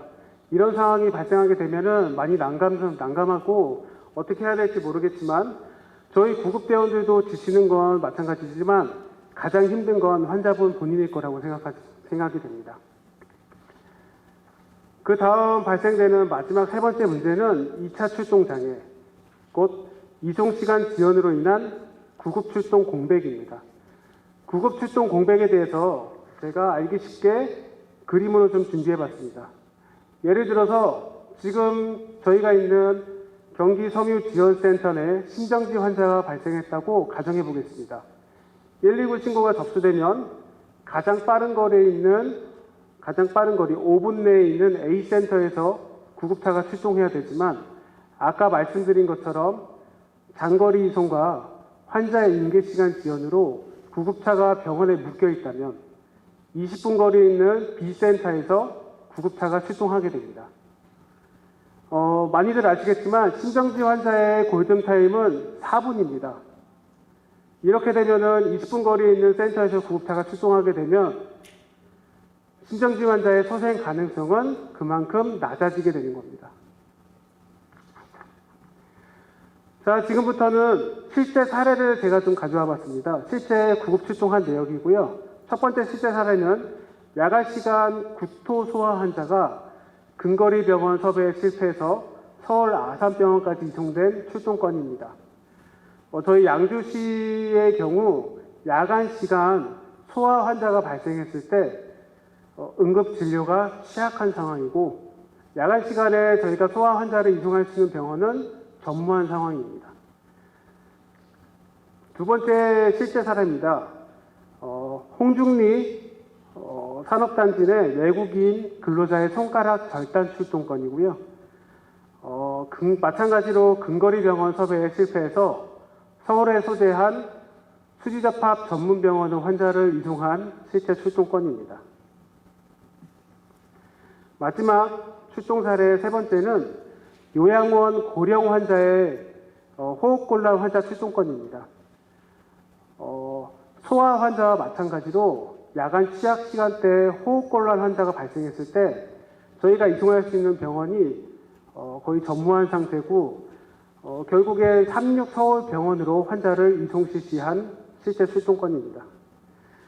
지금까지 현장 출동하는 구급대원으로서 근거리 병원 부재로 인한 문제점과 실제 사례를 말씀드렸습니다. 그렇다면 이러한 문제를 해결할 수 있는 방법에는 어떤 것들이 있을까요? 제가 생각해본 개선 방안 중에 첫 번째는 근거리 병원, 근거리에 위치한 공공의료원의 건립입니다. 근거리 병원의 건립은 응급 환자의 골든타임을 지킬 수 있는 가장 최선의 방법이라고 생각을 하고 있습니다. 두 번째는 서방서 119 안전센터의 확충입니다. 이송 시간이 길다면 환자에게 도착하는 출동 시간이라도 줄여보자는 취지지만 119 안전센터의 건립은 요건이 까다롭고 건립하는데 소요되는 시간도 많이 걸릴 거라고 예상해야 됩니다. 그렇다면 현실적으로 저희가 선택할 수 있는 가장 최선의 방법은 바로 공공의료원의 건립이라고 개인적으로 생각하고 있습니다. 양주 시민의 응급 상황을 책임지고 있는 구급대원으로서 응급 환자가 시간에 지지 않도록 양주시 공공의료원 건립을 진심으로 기원하겠습니다. 제가 준비한 자료는 여기까지고 경청해 주셔서 감사합니다.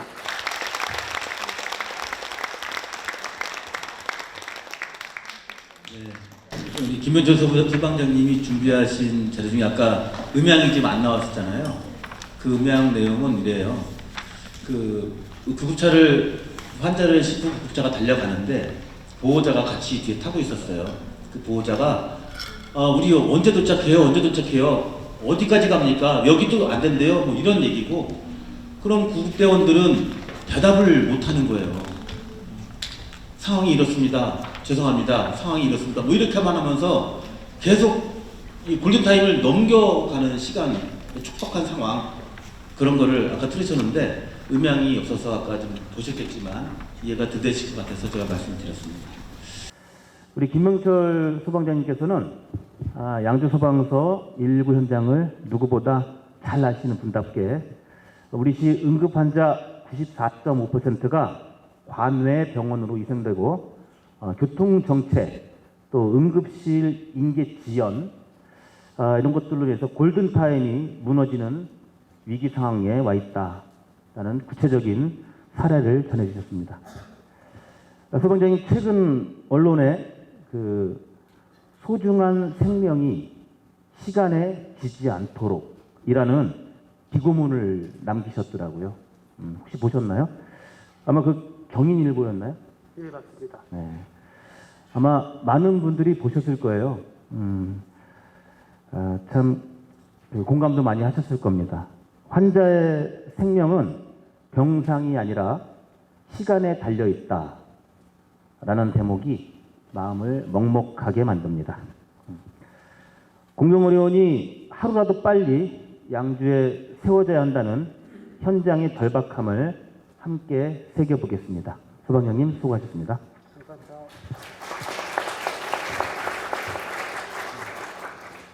다음은 성모병원 유동수 대외협력센터장님께서 경기북부 접경지역 공공의료원이 지역 의료 완결성의 허브가 되기 위해서는 그 기능이 중요하다라는 주제로 의견을 주시겠습니다.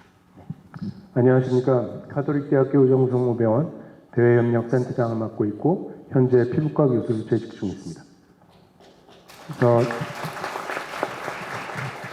제가 드릴 말씀은 이제 의료원을 설립을 하실 텐데 거기에 들어가는 여러 가지 그 의사들 또 거기에 간호사들 또 기사들 또 장비들 저희가 어떤 식으로 보유하고 있는지 또 어떤 식으로 돌아가고 있는지 좀 간략하게 설명을 드리고요.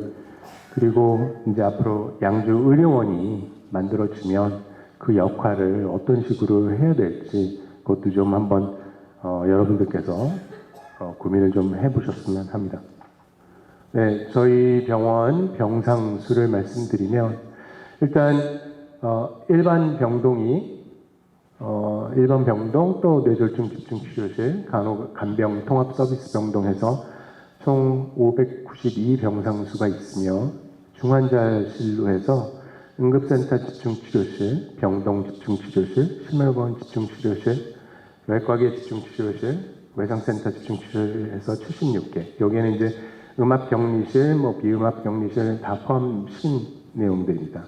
그리고 또 신생아실이 5개가 있고 신생아 집중치료실 14개 해서 19개, 분만실 8개, 호스피스 병동 10개에서 총 705개의 병상수로 해서 허가받은 병상수는 700개입니다. 그래서 현재 운영하고 있습니다.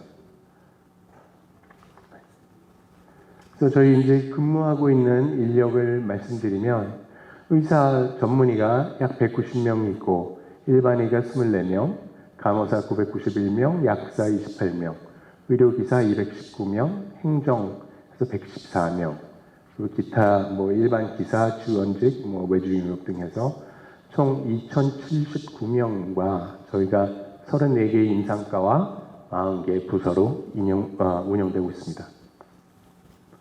그래서 이제 의사 수를 보면 이제 보시는 수대로 이렇게 지금 현재 6월 1일 기준으로 되어 있습니다만 이것 또한 저희 의사들 수가 현저히 적다는 겁니다. 그래서 빨간색은 워낙 너무 줄어 있고 그리고 연수 가신 교수들 이렇게 따지다 보면 결국 그 교수의 명수가 굉장히 모자라다는 걸 저희가 이제 해서 말씀드리는 내용입니다.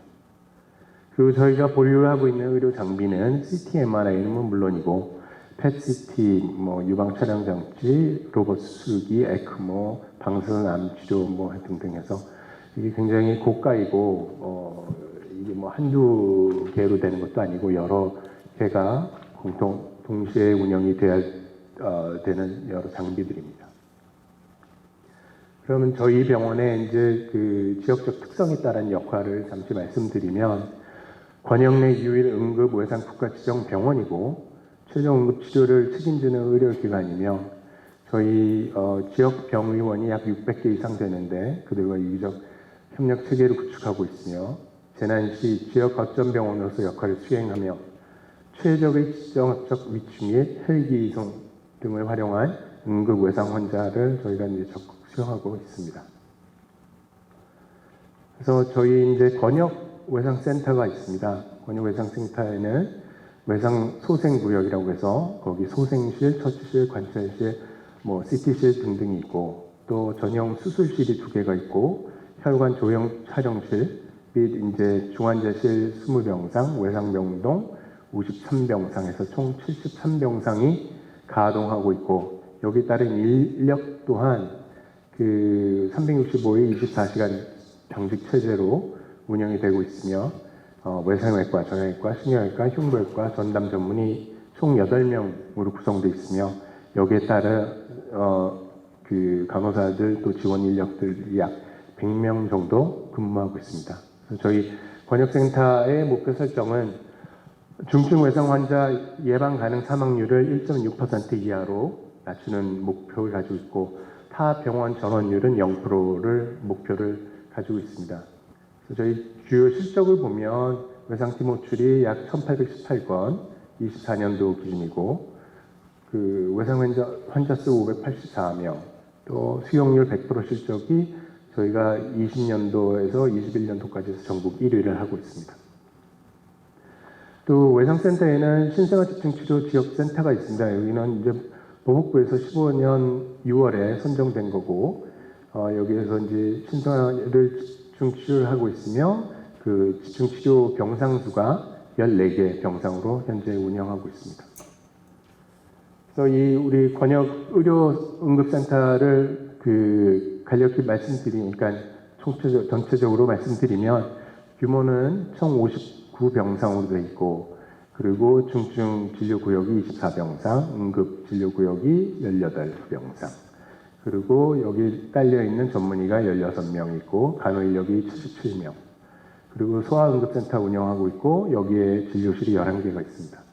또 감염병 환자에 대해서 음압병리 병상을 가지고 있으며 또 신종 감염병 의심 환자를 선별진료소를 운영하고 있어서 저희가 그 권역 내 모든 응급 환자 수용을 원칙으로 하고 있고 연간 6만 명 이상의 응급 환자를 수용하고 있습니다. 그래서 진료비는 지원은 이제 원내 자선에서도 나오고 병원 자선에서도 나오고 또 외부 후원으로 해서 23년도의 경우는 3,808명의 수혜 인원이 있었고 그리고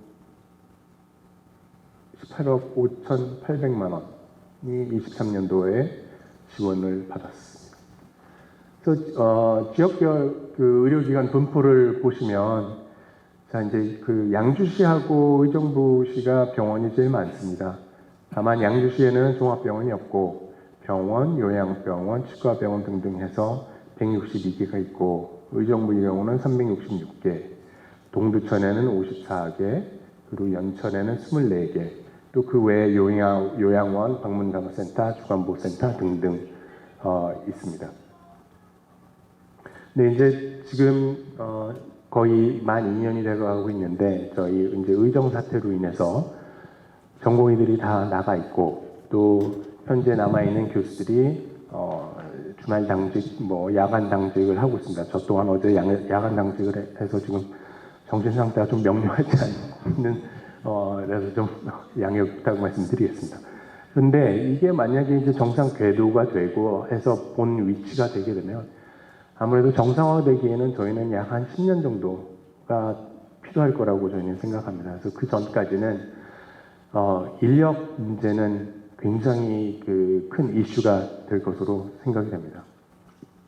그리고 또 지금 만 2년 거의 다 돼가고 있는 의료진들이 그 병원 당직에, 응급실 당직에, 또 입원실 당직 이런 걸 하면서 다들 그 피로들이 굉장히 그 이상, 여러분들이 상상하시는 이상으로 상승돼 있고 또 지금 다들 번아웃 상태이고 또 많은 그 젊은 의사들은 병원은 이제 교수 안 한다, 때려친다 해서 다른 그 소규모 병원 또는 개원가로 지금 가고 있습니다. 근데 이제 이 개원가가 재밌는 게 전문 분야 하는 수술들을 다 합니다. 지금 대학병원은 인력이 없기 때문에 그 수술을 거의 못 하고 있거든요. 근데 이제 그런 개원가들에서는 그런 병원 수술들을 집중적으로 하고 있고 그리고 또 뭐 수익에 있어서도 마찬가지고 그리고 또 요즘은 이제 개원 자체가 좀 수월해졌다는 것을 저희가 판단하고 있기 때문에 그 의료진들의 이동이 굉장히 가속화되고 있다 현재는. 그래서 이 부분이 굉장히 큰 문제로 되어 있습니다. 그러면 이제 의정부 중진료권 현황을 잠깐 이제 저희가 잠깐 조사를 해봤는데 대학병원과 종합병원, 요양병원 병상 가동률이 현재 뭐 대부분 60에서 80% 정도고, 근데 이제 그 회복기 환자 관리를 위한 체계적인 시스템이나 이들을 관리해주는 주체가 현재 없거나 또 좀 손을 놓고 있는 현재 상태입니다. 그래서 저희 병원 같은 경우는 급성기 환자 진료 후에 이제 종합병원이나 요양병원으로 전환을 해야 되는데 예전에는 이제 진료비를 못 내는 이런 환자들은 그 받는 걸 굉장히 다른 병원들에서 꺼려했습니다. 근데 현재는 이제 병상수를 채우기 위해서 무조건 보내달라고 하는 그런 요구들을 하고 또 이제 의료성 사태 이후에 전반적으로 환자 수는 굉장히 줄었고 특히 이제 노인 환자들의 감소가 굉장히 두드러집니다. 그리고 지역 내 요양원이 증가하고 있습니다. 요양원은 제가 알기로는 그렇게 크게 관리 감독을 받지 못하고 있기 때문에 요양병원 운영에 아주 치명적인 그 영향을 미치고 있어서 요양병원들이 많이 문을 닫고 있는 걸로 알고 있습니다. 근데 지금 이 요양원의 문제가 뭐냐면 개수지만 이 사람들이 모든 그 CRE, BRE라는 이제 항생제 내성 그 균주를 가지고 있는 환자들이거든요. 감염력이 굉장히 심합니다. 근데 이들까지도 이 요양원에서 흡수를 하려고 하고 또 전문 재활도 한다고 그러면서 그런 말도 안 되는 광고들을 하고 있어서 결국 재활 전문 병원하고도 경쟁을 하면서 재활 전문 병원을 이제 치명적으로 경영 수지 악화를 또 만들고 있고 그런 항생제 내성 그 균주를 가지고 있는 환자들은 결국 격리병상을 우리가 치료를 해야 되는데 그런 감염력이 심한 환자들이 다른 그 정상적으로 그냥 요양원에 계신 분들한테 다 전파를 할 수 있는 그런 말도 안 되는 지경이 되고 있어서 이런 그 관리 감독이 반드시 좀 필요할 거라고 저희 스스로 좀 생각을 하고 있습니다. 이제 저희 병원에서 직면한 현실은 결국 그 전문의들이 수가 줄기 때문에 응급 진료의 차질이 분명히 있습니다. 그래서 환자들이 응급 상황인 건 저희도 알지만 저희가 그분들까지 진짜 케어를 할 수 있는 돌볼 수 있는 그런 여력이 안 되는 게 현실이고 또 저희 또한 굉장히 죄송하게 생각하는 그런 부분이 있습니다. 그리고 전문 진료 분야 및 그 병원급 의원이 증가한다는 겁니다. 그래서 여기서 계셨던 교수들이 다른 병원에 가서 거기서 열심히 자기들이 할 수 있는 수술들을 합니다. 그래서 그 의료진들의 이 이동, 시프트가 굉장히 많아졌고 또 병원급 규모의 의원들이 많이 증가하고 있습니다. 그래서 그들이 여러 검사들을 한다. CT, MRI 다 하고 나서 상급병원으로 가세요. 그럼 이제 상급병원에서 오면은 이런 검사를 못 하니까 병원에서는 또 경영난을 겪게 되고 이게 굉장히 악순환 고리에 빠져서 현재 대학병원뿐만 아니라 이런 큰 병원들의 경영상 문제점도 많이 지적이 되고 있는 현실입니다. 그러면 이제 양주의료원을 이제 설립을 하시면 과연 양주의료원은 어떤 역할을 하실 건지에 대해서 고민을 좀 하셔야 될 것 같으세요. 그래서 증상이 가벼운 환자들을 볼 건지 아니면 심한 환자들까지도 볼 건지 그게 이제 1차 의료기관을 대신할 수 있는지 또는 대학병원급 진료를 할 것인지 또 전문 재활이 가능한 요양병원이나 또는 물리치료만 가능한 병원급이 될 건지 그래서 이런 거는 한번 심도 있게 우리 양주 시민 여러분들과 또 여기 계시는 우리 시장님 이하 의원님께서 고민을 좀 해주셨으면 좋겠습니다. 그래서 이 역할이 굉장히 중요합니다. 그래서 진짜 1차나 회복기 요양으로 해서 한 300병상으로 만드시겠다 하면 이게 물론 건강관리센터도 있어야 되고 또 병원으로서의 역할이 있어야 되는데 여기에는 이제 바람직하다고 생각되는 거는 이제 노령기 건강관리를 위한 디지털 헬스케어를 접목시켜서 어떤 관리를 하시면 되고 또 악급성이나 또 응급 진료까지 가능한 300병상을 하게 되면 이게 이제 병원급이 되는데 이게 또 응급실 운영을 하셔야 돼요. 근데 이 응급실 운영 자체가 굉장히 어렵습니다. 그래서 이럴 경우는 진짜 병원이나 요양병원 의원들이 할 수 있는 역할이 중복되지 않을까라는 생각이 들고 또는 이제 급성기 환자나 응급진료를 해서 500병상 병으로 의료원을 만드실 경우는 이제 종합병원급이 되는 건데 이것 또한 이제 다른 종합병원이나 또는 대학병원의 역할하고도 굉장히 중복되기 때문에 이거를 정확히 역할을 만들지 않으시면은 좀 앞으로의 그 병원의 위상 이런 거가 좀 큰 어떤 문제가 될 거라는 좀 우려가 좀 있습니다. 그래서 이제 저희가 여러 이제 저희 내에 있는 경기 북부에 있는 여러 이제 병의원급 원장님들을 모시고 여러 가지 이제 학술 대회도 하고 하면서 얘기를 들어보면 특히 이제 동두천시 같은 경우는 동두천 중앙성모병원에 이제 지원을 해서 거기에 이제 응급 진료를 위한 인건비나 특수 검사를 위한 뭐 CT 장비 여러 장비들을 구비를 하면서 같이 상생할 수 있는 뭐 이런 모델을 해서 거기는 그렇게 운영을 하고 있고 만약에 양주시가 동두천시 모델을 해서 하실 경우는 뭐 양주 예스병원이나 웰니스 요양병원, 연천 보건의료원 이런 식으로 해서 같이 코어 워크를 하셔서 좀 더 기존에 있는 그런 하드웨어를 이용해서 그 환자들을 치료하고 또 다른 상급 병원으로 보낼 수 있게 되시면은 그런 것 또한 좋은 모델이라고 저희는 생각을 하고 있습니다. 그러면 이제 저희 그 지역사회에서 필요한 분야는 저희가 좀 생각을 해봤는데, 그러니까 진료비 문제가 있는 환자들입니다. 무연고나 외국인 노동자 또는 결핵 전담, 소아 전담, 감염 담당, 정신과 환자. 그래서 진료비 없는 경우는 환자가 급성기 치료를 해서 완화가 됐지만 진료비를 못 내서 병상을 차지하고 있는 겁니다. 차지하고 있으면 또 급성기에 있는 환자들을 저희가 받아야 되는데 그걸 못 받고 또 다른 병원으로 가야 되고 하는 그런 악순환 고리가 계속 반복된다는 거죠. 그래서 그런 거를 이제 우리 양주의료원에서 그런 식으로 한번 포커싱을 분야를 어떤 식으로 갈 건지 한번 생각을 해보시고 또 결핵도 요즘 많이 있습니다. 그래서 결핵 치료가 끝났음에도 결핵 환자들은 그 객담 검사나 뭐 이런 걸 해가지고 음성이 나올 때까지는 그 격리병상에 있어야 되는데 이것 또한 자리를 차지하고 또 진짜 급성기고 위중한 환자를 못 볼 수 있는 그런 저희가 느끼는 그런 부담들이 있습니다.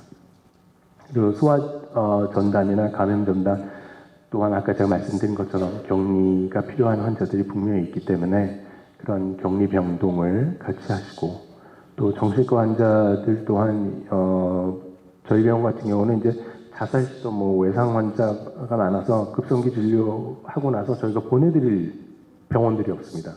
그래서 그런 모든 그런 프로세스를 좀 한 번쯤은 생각을 해보셔서 그런 의료원을 만드실 때 그런 걸 다 생각을 하셔서 좀 하시면 굉장히 지역사회에 도움이 되는 의료원이 되지 않을까 생각이 됩니다. 그래서 이제 저희 병원이 하는 일은 이제 저희가 이제 들어온 지 경기 북부의료에 들어온 지 70년이 됐는데 저희는 이제 그 노하우들이 많이 쌓여 있습니다. 그리고 또 경기 북부의료원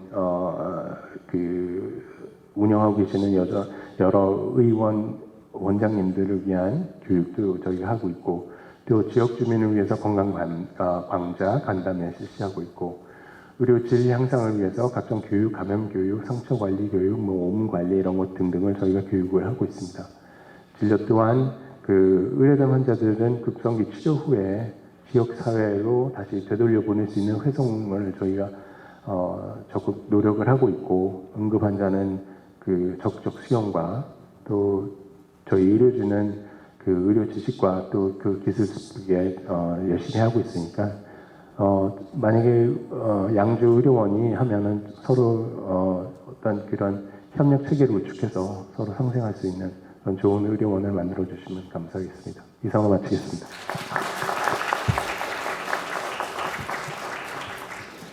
네, 유동수 센터장님 얘기 들으니까 어떠세요? 이 전문성이 느껴지지 않으셨어요? 네. 지금 하신 말씀 중에 보면 우리 의정부 송로병원은 응급 외상 국가지정병원이잖아요. 네. 그걸 운영하시면서 여러 가지 문제점들 그리고 안타까운 점들도 말씀을 많이 해주셨고 또 경기북부 지역의 의료 생태계 위기에 관해서도 말씀을 좀 하신 것 같아요. 그리고 양주에 공공의료원이 들어오면 그 방향성도 좀 제시를 해주셨습니다. 이 병원 유형과 규모, 임상과 구성, 명확한 설계가 없으면 명확한 설계 없이 추진된다면 애매한 의료기관이 될 수 있다. 좋은 말씀 너무 감사드립니다. 또한 또 우리 지역사회가 직면한 의료 취약 문제를 짚어주셨고 공공의료원의 역할 강화와 함께 대학병원과의 교육, 진료 연계 이런 부분도 우리가 꼭 그 협력 체계를 구축해야 한다는 말씀을 주셨습니다. 너무 감사드립니다. 우리가 지금 이제 두 분 남으셨는데 시간이 굉장히 많이 지났어요. 그죠? 너무 지루하면 안 될 것 같아서 두 분께는 조금 짧게 좀 해주기로 부탁드려도 될까요? 네, 짧게 하겠습니다. 네. 다음은 우리 신안대학교 간호대학 학장을 역임하시고 현재는 예산처장으로 재직 중이신 양승희 교수님께서 경기도 양주공공의료원 지역사회와 함께 성장하는 의료 허브라는 주제로 이건 아까 하신 거잖아요. 지금 의견을 주시겠습니다. 지금 다시 시작해 죄송합니다. 제가 미스가 좀 있었네요. 네. 네. 우리 그 위원장님께서 말씀하신 대로 빨리 핵심만 제가 말씀드리겠습니다. 오늘 이 자리에 초대해 주셔서 감사하고요. 저는 현재 신안대 간호대학 교수로 재직 중이고 신안치매 R&D 사업단장을 맡고 있습니다. 그리고 비영리협회 사단법인 스마트 돌봄 융복합협회 회장을 하면서 지역사회 이런 어떤 취약한 대상자를 대상으로 여러 가지 돌봄 사업을 하고 있고요. 일단 네, 의정부하고 양주 앞서서 다 말씀하셨지만 경기 북부 지역이 초고령화 사회로 이제 접어들었고요. 양주도 아까 말씀하셨지만 젊은 인구도 유입이 많이 되지만 인구의 고령화도 급속하게 지금 진행되고 있습니다. 이런 데 반해서 의료의 서비스는 커지고 있는데 우리 간호학과 학생들을 비롯해서 이 북부에 있는 간호학과 학생들이 졸업을 하면 이 지역에 취업을 안 해요. 그래서 거의 다 상급병원으로 선호하다 보니까 이 지역 사회에서 간호 인력이 굉장히 부족한 지금 상황에 있습니다. 그래서 저는 오늘 이 경기 북부의 우리 양주시의 공공의료원이 아무리 시설이 좋고 아무리 훌륭한 하드웨어를 가져도 안에서 근무하는 그런 의료 인력이 우수하지 않다면 함께 갈 수 없다고 생각해서 그런 측면에서 말씀을 드리고자 합니다. 그래서 아까 말씀하신 대로 지역사회 그 간호대학이 있지만 한 7개 간호학과가 있고 의과대학이 2개 있는데도 불구하고 이 학생들이 서울의 대형병원을 선호하고 근데 또 금방 또 나와요. 그렇지만 이 지역에 오질 않습니다. 그래서 이 지역의 어떤 그 간호 인력이나 의료 인력의 충원율이 저조하고 있다는 걸 말씀드리고 싶고요. 그래서 우리 양주 공공의료원은 일단 의료의 접근성이 향상돼야 되고 이런 지역사회에서 이런 인력들이 나가지 않고 우리 지역사회에서 일을 할 수 있는 그런 일자리 창출, 그 다음에 교육과 의료가 연계 발전할 수 있는 선순환적 발전이 됐으면 좋겠습니다. 그리고 앞서 말씀하셨지만 이제 성모병원의 어떤 의료 그런 협력 체계도 있지만 저는 이제 또 이런 부분을 강조하고 싶습니다. 현재 우리 지역사회는 초고령화 사회에 접어들었고요. 또 하나는 지역 통합 돌봄을 실시하고 있습니다. 고령자를 대상으로. 그런데 이러한 사업을 할 수 있는 기관은 공공성을 띈 의료원에서 행해야 된다고 생각을 합니다. 그래서 지역 통합 돌봄의 중심 허브가 돼서 노인이나 재활 이런 재가 서비스를 실시해야 된다는 측면에서 고령화가 급속히 이렇게 진행되고 있는 경기 북부에 가장 중심인 양주시의 의료원이 이제 설립이 돼서 이 역할을 해줘야 된다고 생각을 합니다. 그래서 일단 우수 인력이 유출되지 않고 우리 지역 사회에서 이 양주 의료원에서 함께 일을 할 수 있는 이런 네트워크 시스템을 함께 진행해야 되고요. 그러기 위해서는 이제 연구 협력 이런 부분을 우리가 시하고 하면 좋을 것 같고, 저는 이 부분을 강조하고 싶습니다.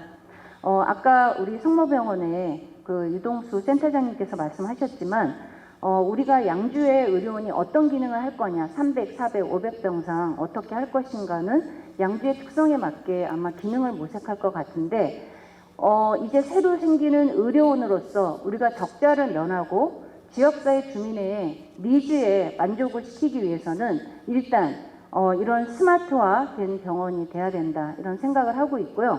또 하나는 AI 기반의 그런 의료, 더 나아가서는 이제 원격 의료라는 말은 잘 안 쓰지만 비대면 진료, 그래서 24시간 365일 가동이 돼야 되지 않을까, 이런 생각을 합니다.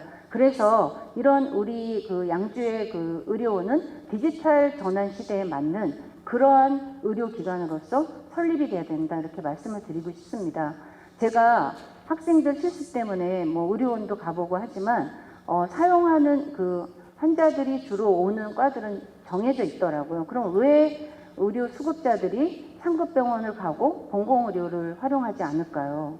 그런 생각을 제가 여러 가지 했습니다. 그래서 앞으로 양주시가 생긴다면 이런 어떤 적자 문제, 이런 것들도 해결하고 지역 주민이 진짜 활용할 수 있고, 연천부터 포천, 동두천 이런 의정부 지역이 다 활용할 수 있는 이러한 최첨단 디지털 기반의 의료기관으로서 구축이 돼야 된다는 것을 말씀드리고 싶습니다.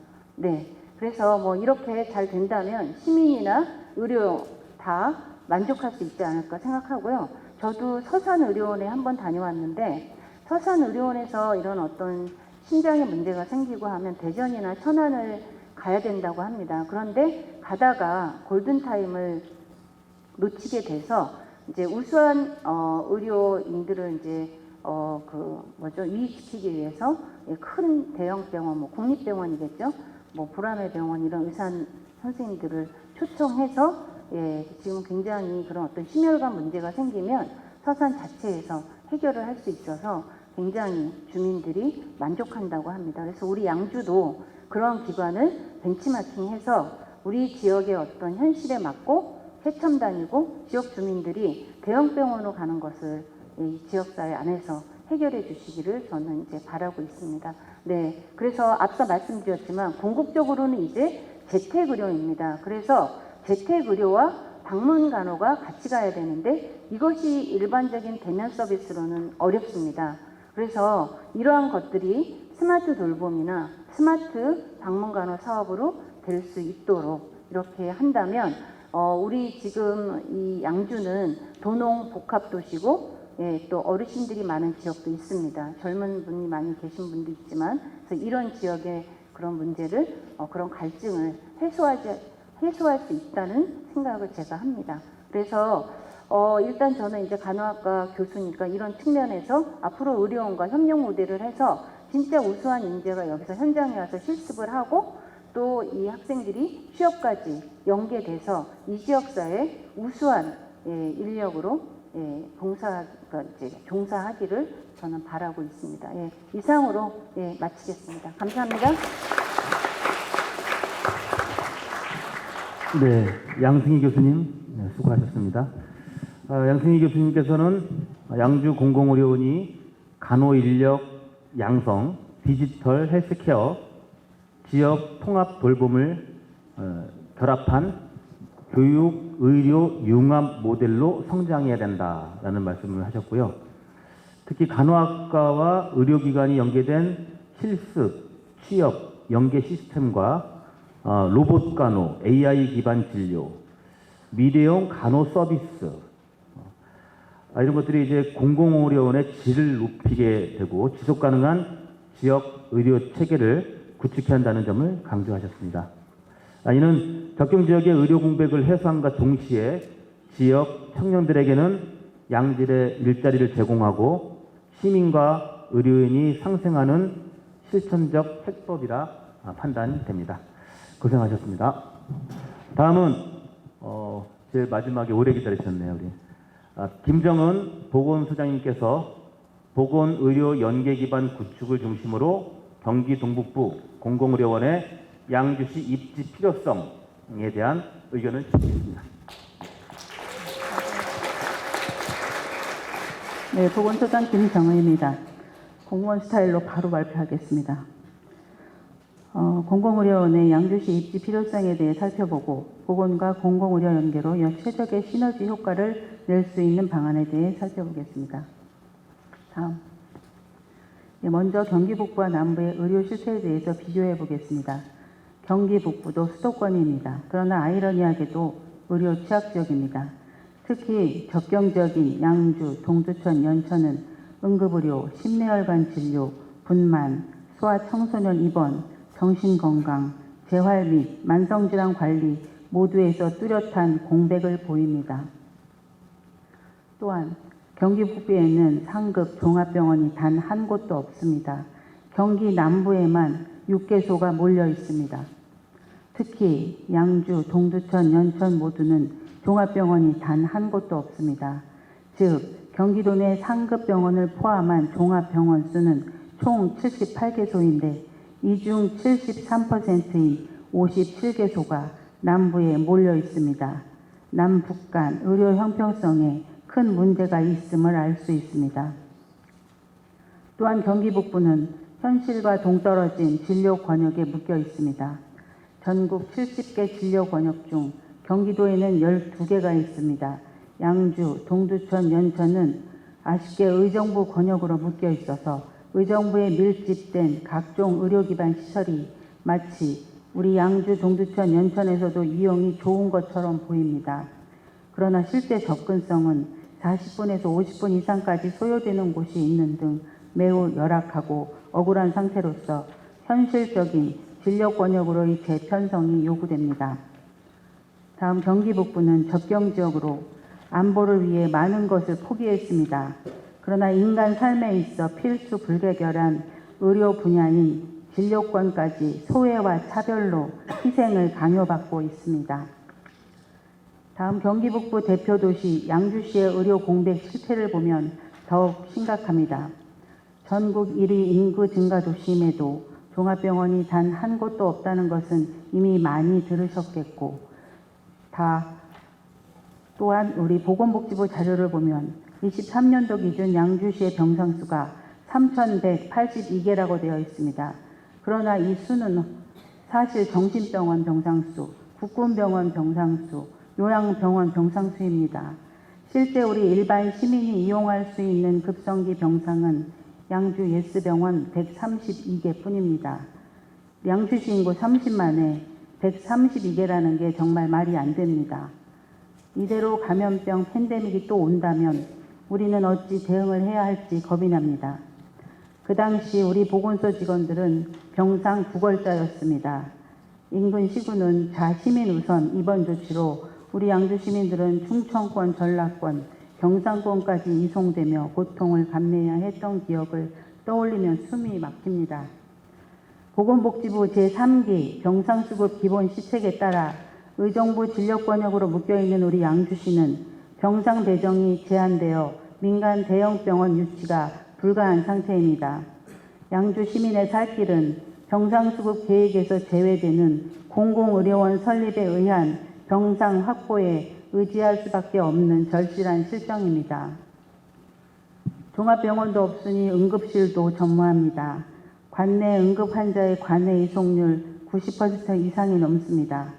24년 8월 현재 전국 229개 시군구 중 응급의료기관이 없는 시군은 14.8%인 34곳으로 이 중 경기도 양주시가 해당됩니다. 응급실만 없는 게 아닙니다. 낮은 지역의료기관 이용률도 심각합니다. 입원 자체 충족률의 경우에는 19.5%까지 떨어져 경기도 평균 36.7%의 절반 수준입니다. 의용급 의료기관과 요양병원의 증가에도 불구하고 지역의 의료이용 유출들도 양주의 주소지를 둔 입원 환자 기준 80%, 입원 치료비 기준 90%가 외부로 유출되고 있는 실정입니다. 또한 양주 내 소아 전문 진료 거점병원, 소아 응급센터가 없어 응급 중증 소아는 의정부나 서울로 이동해야 합니다. 양주시는 또한 정신건강 관련 시설도 부족합니다. 인구 10만 명당 자살자 수가 전국 평균 27.3명입니다. 경기도는 25.1명입니다. 근데 양주시는 31.4명입니다. 양주시 정신건강복지센터에 공공 프로그램이 있으나 민간 정신병원과 병원 연계가 충분치 않아 우울증, 치매, 중독관리 등 사각지대가 발생합니다. 뇌졸중 외상 환자의 급만성기 재활을 위한 전용 병상과 전문 물리 작업 치료실이 부족합니다. 2022년 개소한 저희 공공재활물리치료센터가 있으나 한계가 있으며 뇌졸중, 척추 손상 등 중증 장애인에 대한 입원형 재활 프로그램도 부족합니다. 고혈압, 당뇨, 만성 폐쇄성 폐질환 등 만성질환 전문 클리닉도 부족합니다. 그러므로 양주시에 공공의료원이 반드시 필요한 이유는 다음과 같습니다. 양주시는 인구 증가율 전국 1위지만 건강수명은 경기도에서 꼴찌 26위입니다. 또한 의료 취약계층도 경기도 최상위급으로 많습니다. 이러한 취약계층 대상 의료 인프라 조성이 시급히 필요합니다. 이에 양주 옥정은 경기 북부의 중심지로서 지리적, 교통적 접근성이 좋아 경기 북부 권역을 충분히 커버하는 곳으로 전철역 5개소와 반경 500m 이내에 버스 정류장 15개소가 있고 경원축 인구를 합치면 101만 명에 달합니다. 또한 양주시 인구 80%가 거주 중인 신도시의 중심으로서 경기 북부 공공보건 안전망 구축에 가장 적합한 위치는 양주 옥정입니다. 이곳에 공공의료원을 신축함으로써 거점병원 역할을 통한 의료 전달 체계 확립으로 경기 북부 의료 공백을 해소하여야 하는 것입니다. 지역 거점병원 역할 수행으로 경기 북부 의료 전달 체계를 구축하는 방안으로 소아응급센터를 포함한 응급의료센터를 운영하여 양주, 동두천, 연천의 응급 환자를 1차 소화함으로써 기존 의정부 중심 권역응급의료센터로 몰리는 환자를 분산하고 권역외상센터인 카톨릭대학교 성모병원과 을지대학교 병원 심내혈관 질환센터와 긴밀히 연계해 권역 내 1, 2차 응급 전원 체계를 구축함은 물론 상급 종합병원과의 네트워크 형성으로 응급 환자 처치 효율을 높이고 골든타임 확보를 통해 사망률을 획기적으로 낮추는 것입니다. 다음은 보건과 의료를 연계하는 기반 구축에 대해 말씀드리면 넓은 부지를 활용한 보건의료 클러스터 조성으로 시너지 효과 창출입니다. 공공의료원 인근 부지에 보건소를 설치하고 신도시 내 출산 가능 인구 및 어린이 인구 증가로 분만, 산정관리, 소아과 수요가 증가하므로 필수 진료 과목 강화를 통한 안심 의료 체계를 구축하고 보건소 모자보건센터와 의료원을 연계하여 출산 전후 관리, 예방접종, 영유아 발달 검사, 영양 상담 등을 통합 제공하고 산모 영유아 대상 무료 건강검진, 임산부 출산교실 등 보건사업과 출산 장려 정책까지 시행하는 것입니다. 또한 보건소 정신건강복지센터 및 중독관리센터를 의료원 인근에 설치하여 상담, 약물치료, 재활 프로그램을 제공하고 경제적, 사회적 문제를 겪는 환자에게 퇴원 후 돌봄 의료와 복지를 연계 지원함은 물론 소아 청소년 인구 증가에 대응하여 청소년 정신건강, 발달장애 조기 진단 등 포괄적 관리에 주력하는 방안입니다. 경기 북부는 65세 이상 노인 인구와 아울러 장애인 비율도 크게 상승하고 있어 이에 따른 노인, 만성질환자와 장애인 등 재택의료, 방문간호 연계는 물론 AI, IoT 기반 디지털 헬스 건강관리, 원격 의료 솔루션 등을 확대하여 사회적 약자를 위한 보편적 의료 접근성 보장과 의료 사각지대를 해소하는 방안입니다. 위와 아울러 뇌졸중 후 재활, 치매, 파킨슨병 등 노인성 질환에 대한 재활병상 확보와 물리치료 및 재활치료실을 운영하고 노인요양시설, 방문요양과 연계한 통합 돌봄 모델을 구축하여 운영하는 방안입니다. 결핵, 성병, 에이즈 등 전통적 감염병 관리 프로그램을 지속 운영하는 것은 물론 보건소 신축 시 설계 단계부터 선별 진료소, 방역 소독 시설, 격리 음압 시설 등을 설치하고 감염병 전담 역학 조사반 운영 등 감염병 대응 센터를 설치하여 신종 감염병 신속 대응 체계를 마련하여야 합니다. 또한 공공의료원에 국가암검진, 일반 암검진을 포함한 건강검진센터를 운영해 기초검진을 강화하고 세입을 창출하는 방안입니다. 혁신형 공공의료원은 국가안보정책상 접경지역의 공공의료 거점 역할을 맡아야 합니다. 국방 및 재난 대응을 위한 의료 거점 시설로서 북한 지역 유래 감염병 대비 및 대응, 재난의료, 군사적 위기 상황 등 비상사태 시 국가안전망의 핵심 의료시설은 물론 통일 대비 국가안보 공공의료 거점병원 역할까지 확대되어 운영되어야 함을 다시 한번 강조합니다. 종합적으로 공공의료원 설립의 기대 효과는 자료를 참조하여 주시기 바라며 마지막으로 맺은 말과 건의사항입니다. 양주시 옥정지구는 연천, 동두천, 포천, 양주를 포괄하는 경기 북부 접경 지역의 지리 문화적, 총체적 중심지입니다.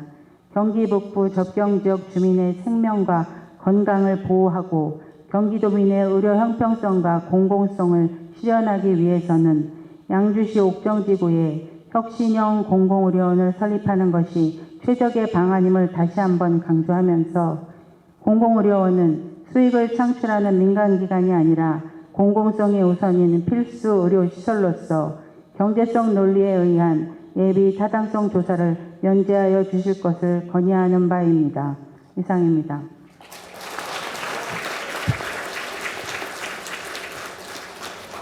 네, 김정은 소장님 고생하셨습니다. 좋은 말씀 다 하신 것 같아요. 아까 보건소는 병상구걸자다 이런 말씀 들으셨죠? 기억나시나요? 참 안타깝습니다. 그리고 우리 진료권 중에 중진료권이라는 멘트를 아마 잘 모르실 수도 있을 거예요. 중진료권이란 건 이제 크게 나누는 거예요. 이 큰 병원이 이렇게 이 지역에 이 정도는 있어야 된다. 또 여기다 추가로 하려면 또 허가를 받아야 돼요. 보건복지부에. 그래서 권역으로 나눠놨거든요. 우리나라를.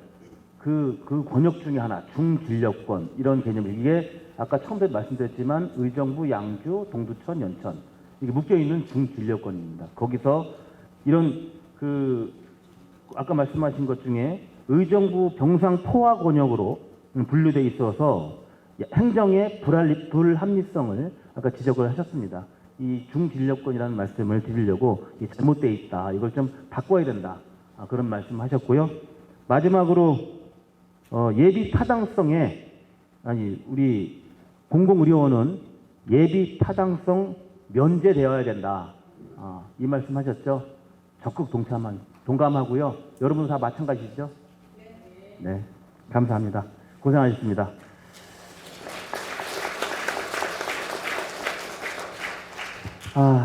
오늘 다시 한번 주제 발표를 맡아주신 나백주 교수님과 지정 토론을 통해 깊이 있는 의견을 나눠주신 박재용 의원님, 이영주 의원님, 김명철 소방장님, 유동수 센터장님, 양승희 교수님, 그리고 김정은 소장님께 깊은 감사의 말씀 드립니다.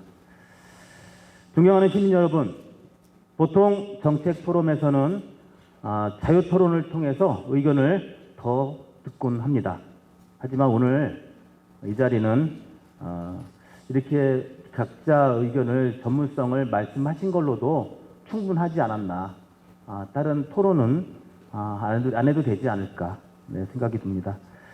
응급실 하나 없는 접경지역, 의료시설에 접근조차 어려운 양주, 동두천, 연천의 현실, 그리고 왜 양주에 공공의료원이 꼭 필요한가에 대한 강력한 공감이 모여진 자리인 것 같습니다. 혹시 공공의료원 유치 반대하시는 분 계신가요? 없으시죠? 네. 오늘 각자 패널들께서 전문적인 말씀들 많이 했잖아요. 다시 한번 말씀드리는 거예요. 토론은 하지 않고 이렇게 마무리하겠다는 말씀입니다.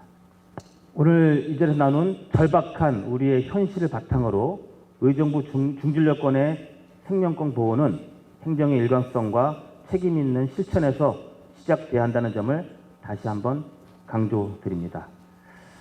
그리고 제가 다음 우리 의회 회기 때 제가 해야 할 일이 하나 있습니다.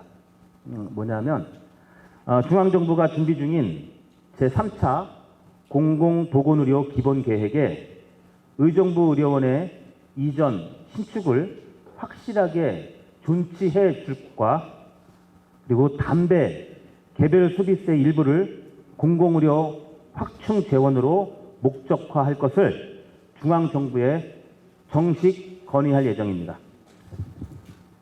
양주 시민도 건강을 지킬 권리가 있습니다. 이 말은 단순한 감정의 외침이 아니라 병원을 찾아 헤매는 것이 당연시되는 구조에 대한 시민의 가장 정당한 권리 주장입니다. 우리는 아파도 괜찮은 사람들이 아닙니다. 우리는 위험에 익숙해야 할 사람들도 아닙니다. 종합병원 하나 없는 도시 언제까지 기다려야 할까요?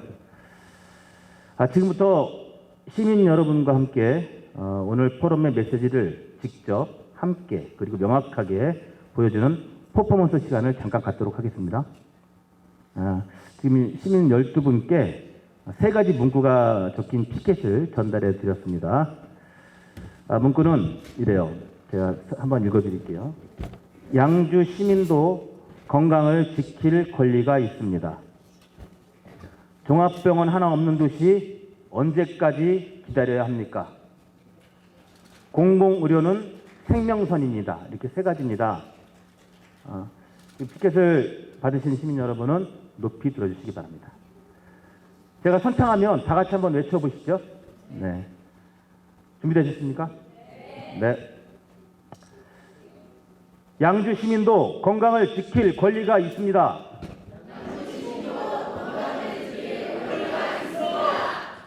종합병원 하나 없는 도시 언제까지 기다려야 합니까?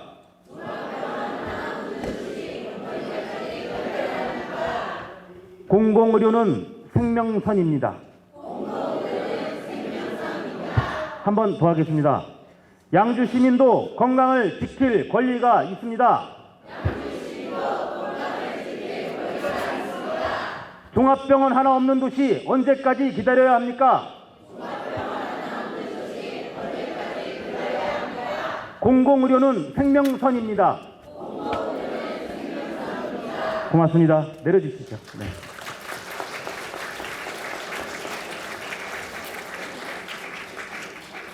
이 피켓은 오늘 우리가 함께 만든 결의문입니다. 현 정부의 행정 절차는 때로는 우리를 의심하게 만듭니다. 양주와 남양주를 동시에 예비 타당성 조사를 한다는 사실은 우리가 우선순위에서 밀릴지도 모른다는 걱정을 갖게 합니다. 하지만 우리는 물러설 곳이 없습니다. 저 정윤호를 비롯한 양주시 의원들은 끝까지 앞장서 뛰겠습니다. 시민 여러분도 함께 해주시기를 당부드립니다. 오늘의 이 목소리가 양주의 생명권을 지키는 작은 시작이 되기를 진심으로 바라봅니다. 이상으로 경기북부 접경지역 공공의료원 인가 정책 포럼을 마치겠습니다. 안전하게 귀가하시고 건강하십시오. 감사합니다. 고생하셨습니다.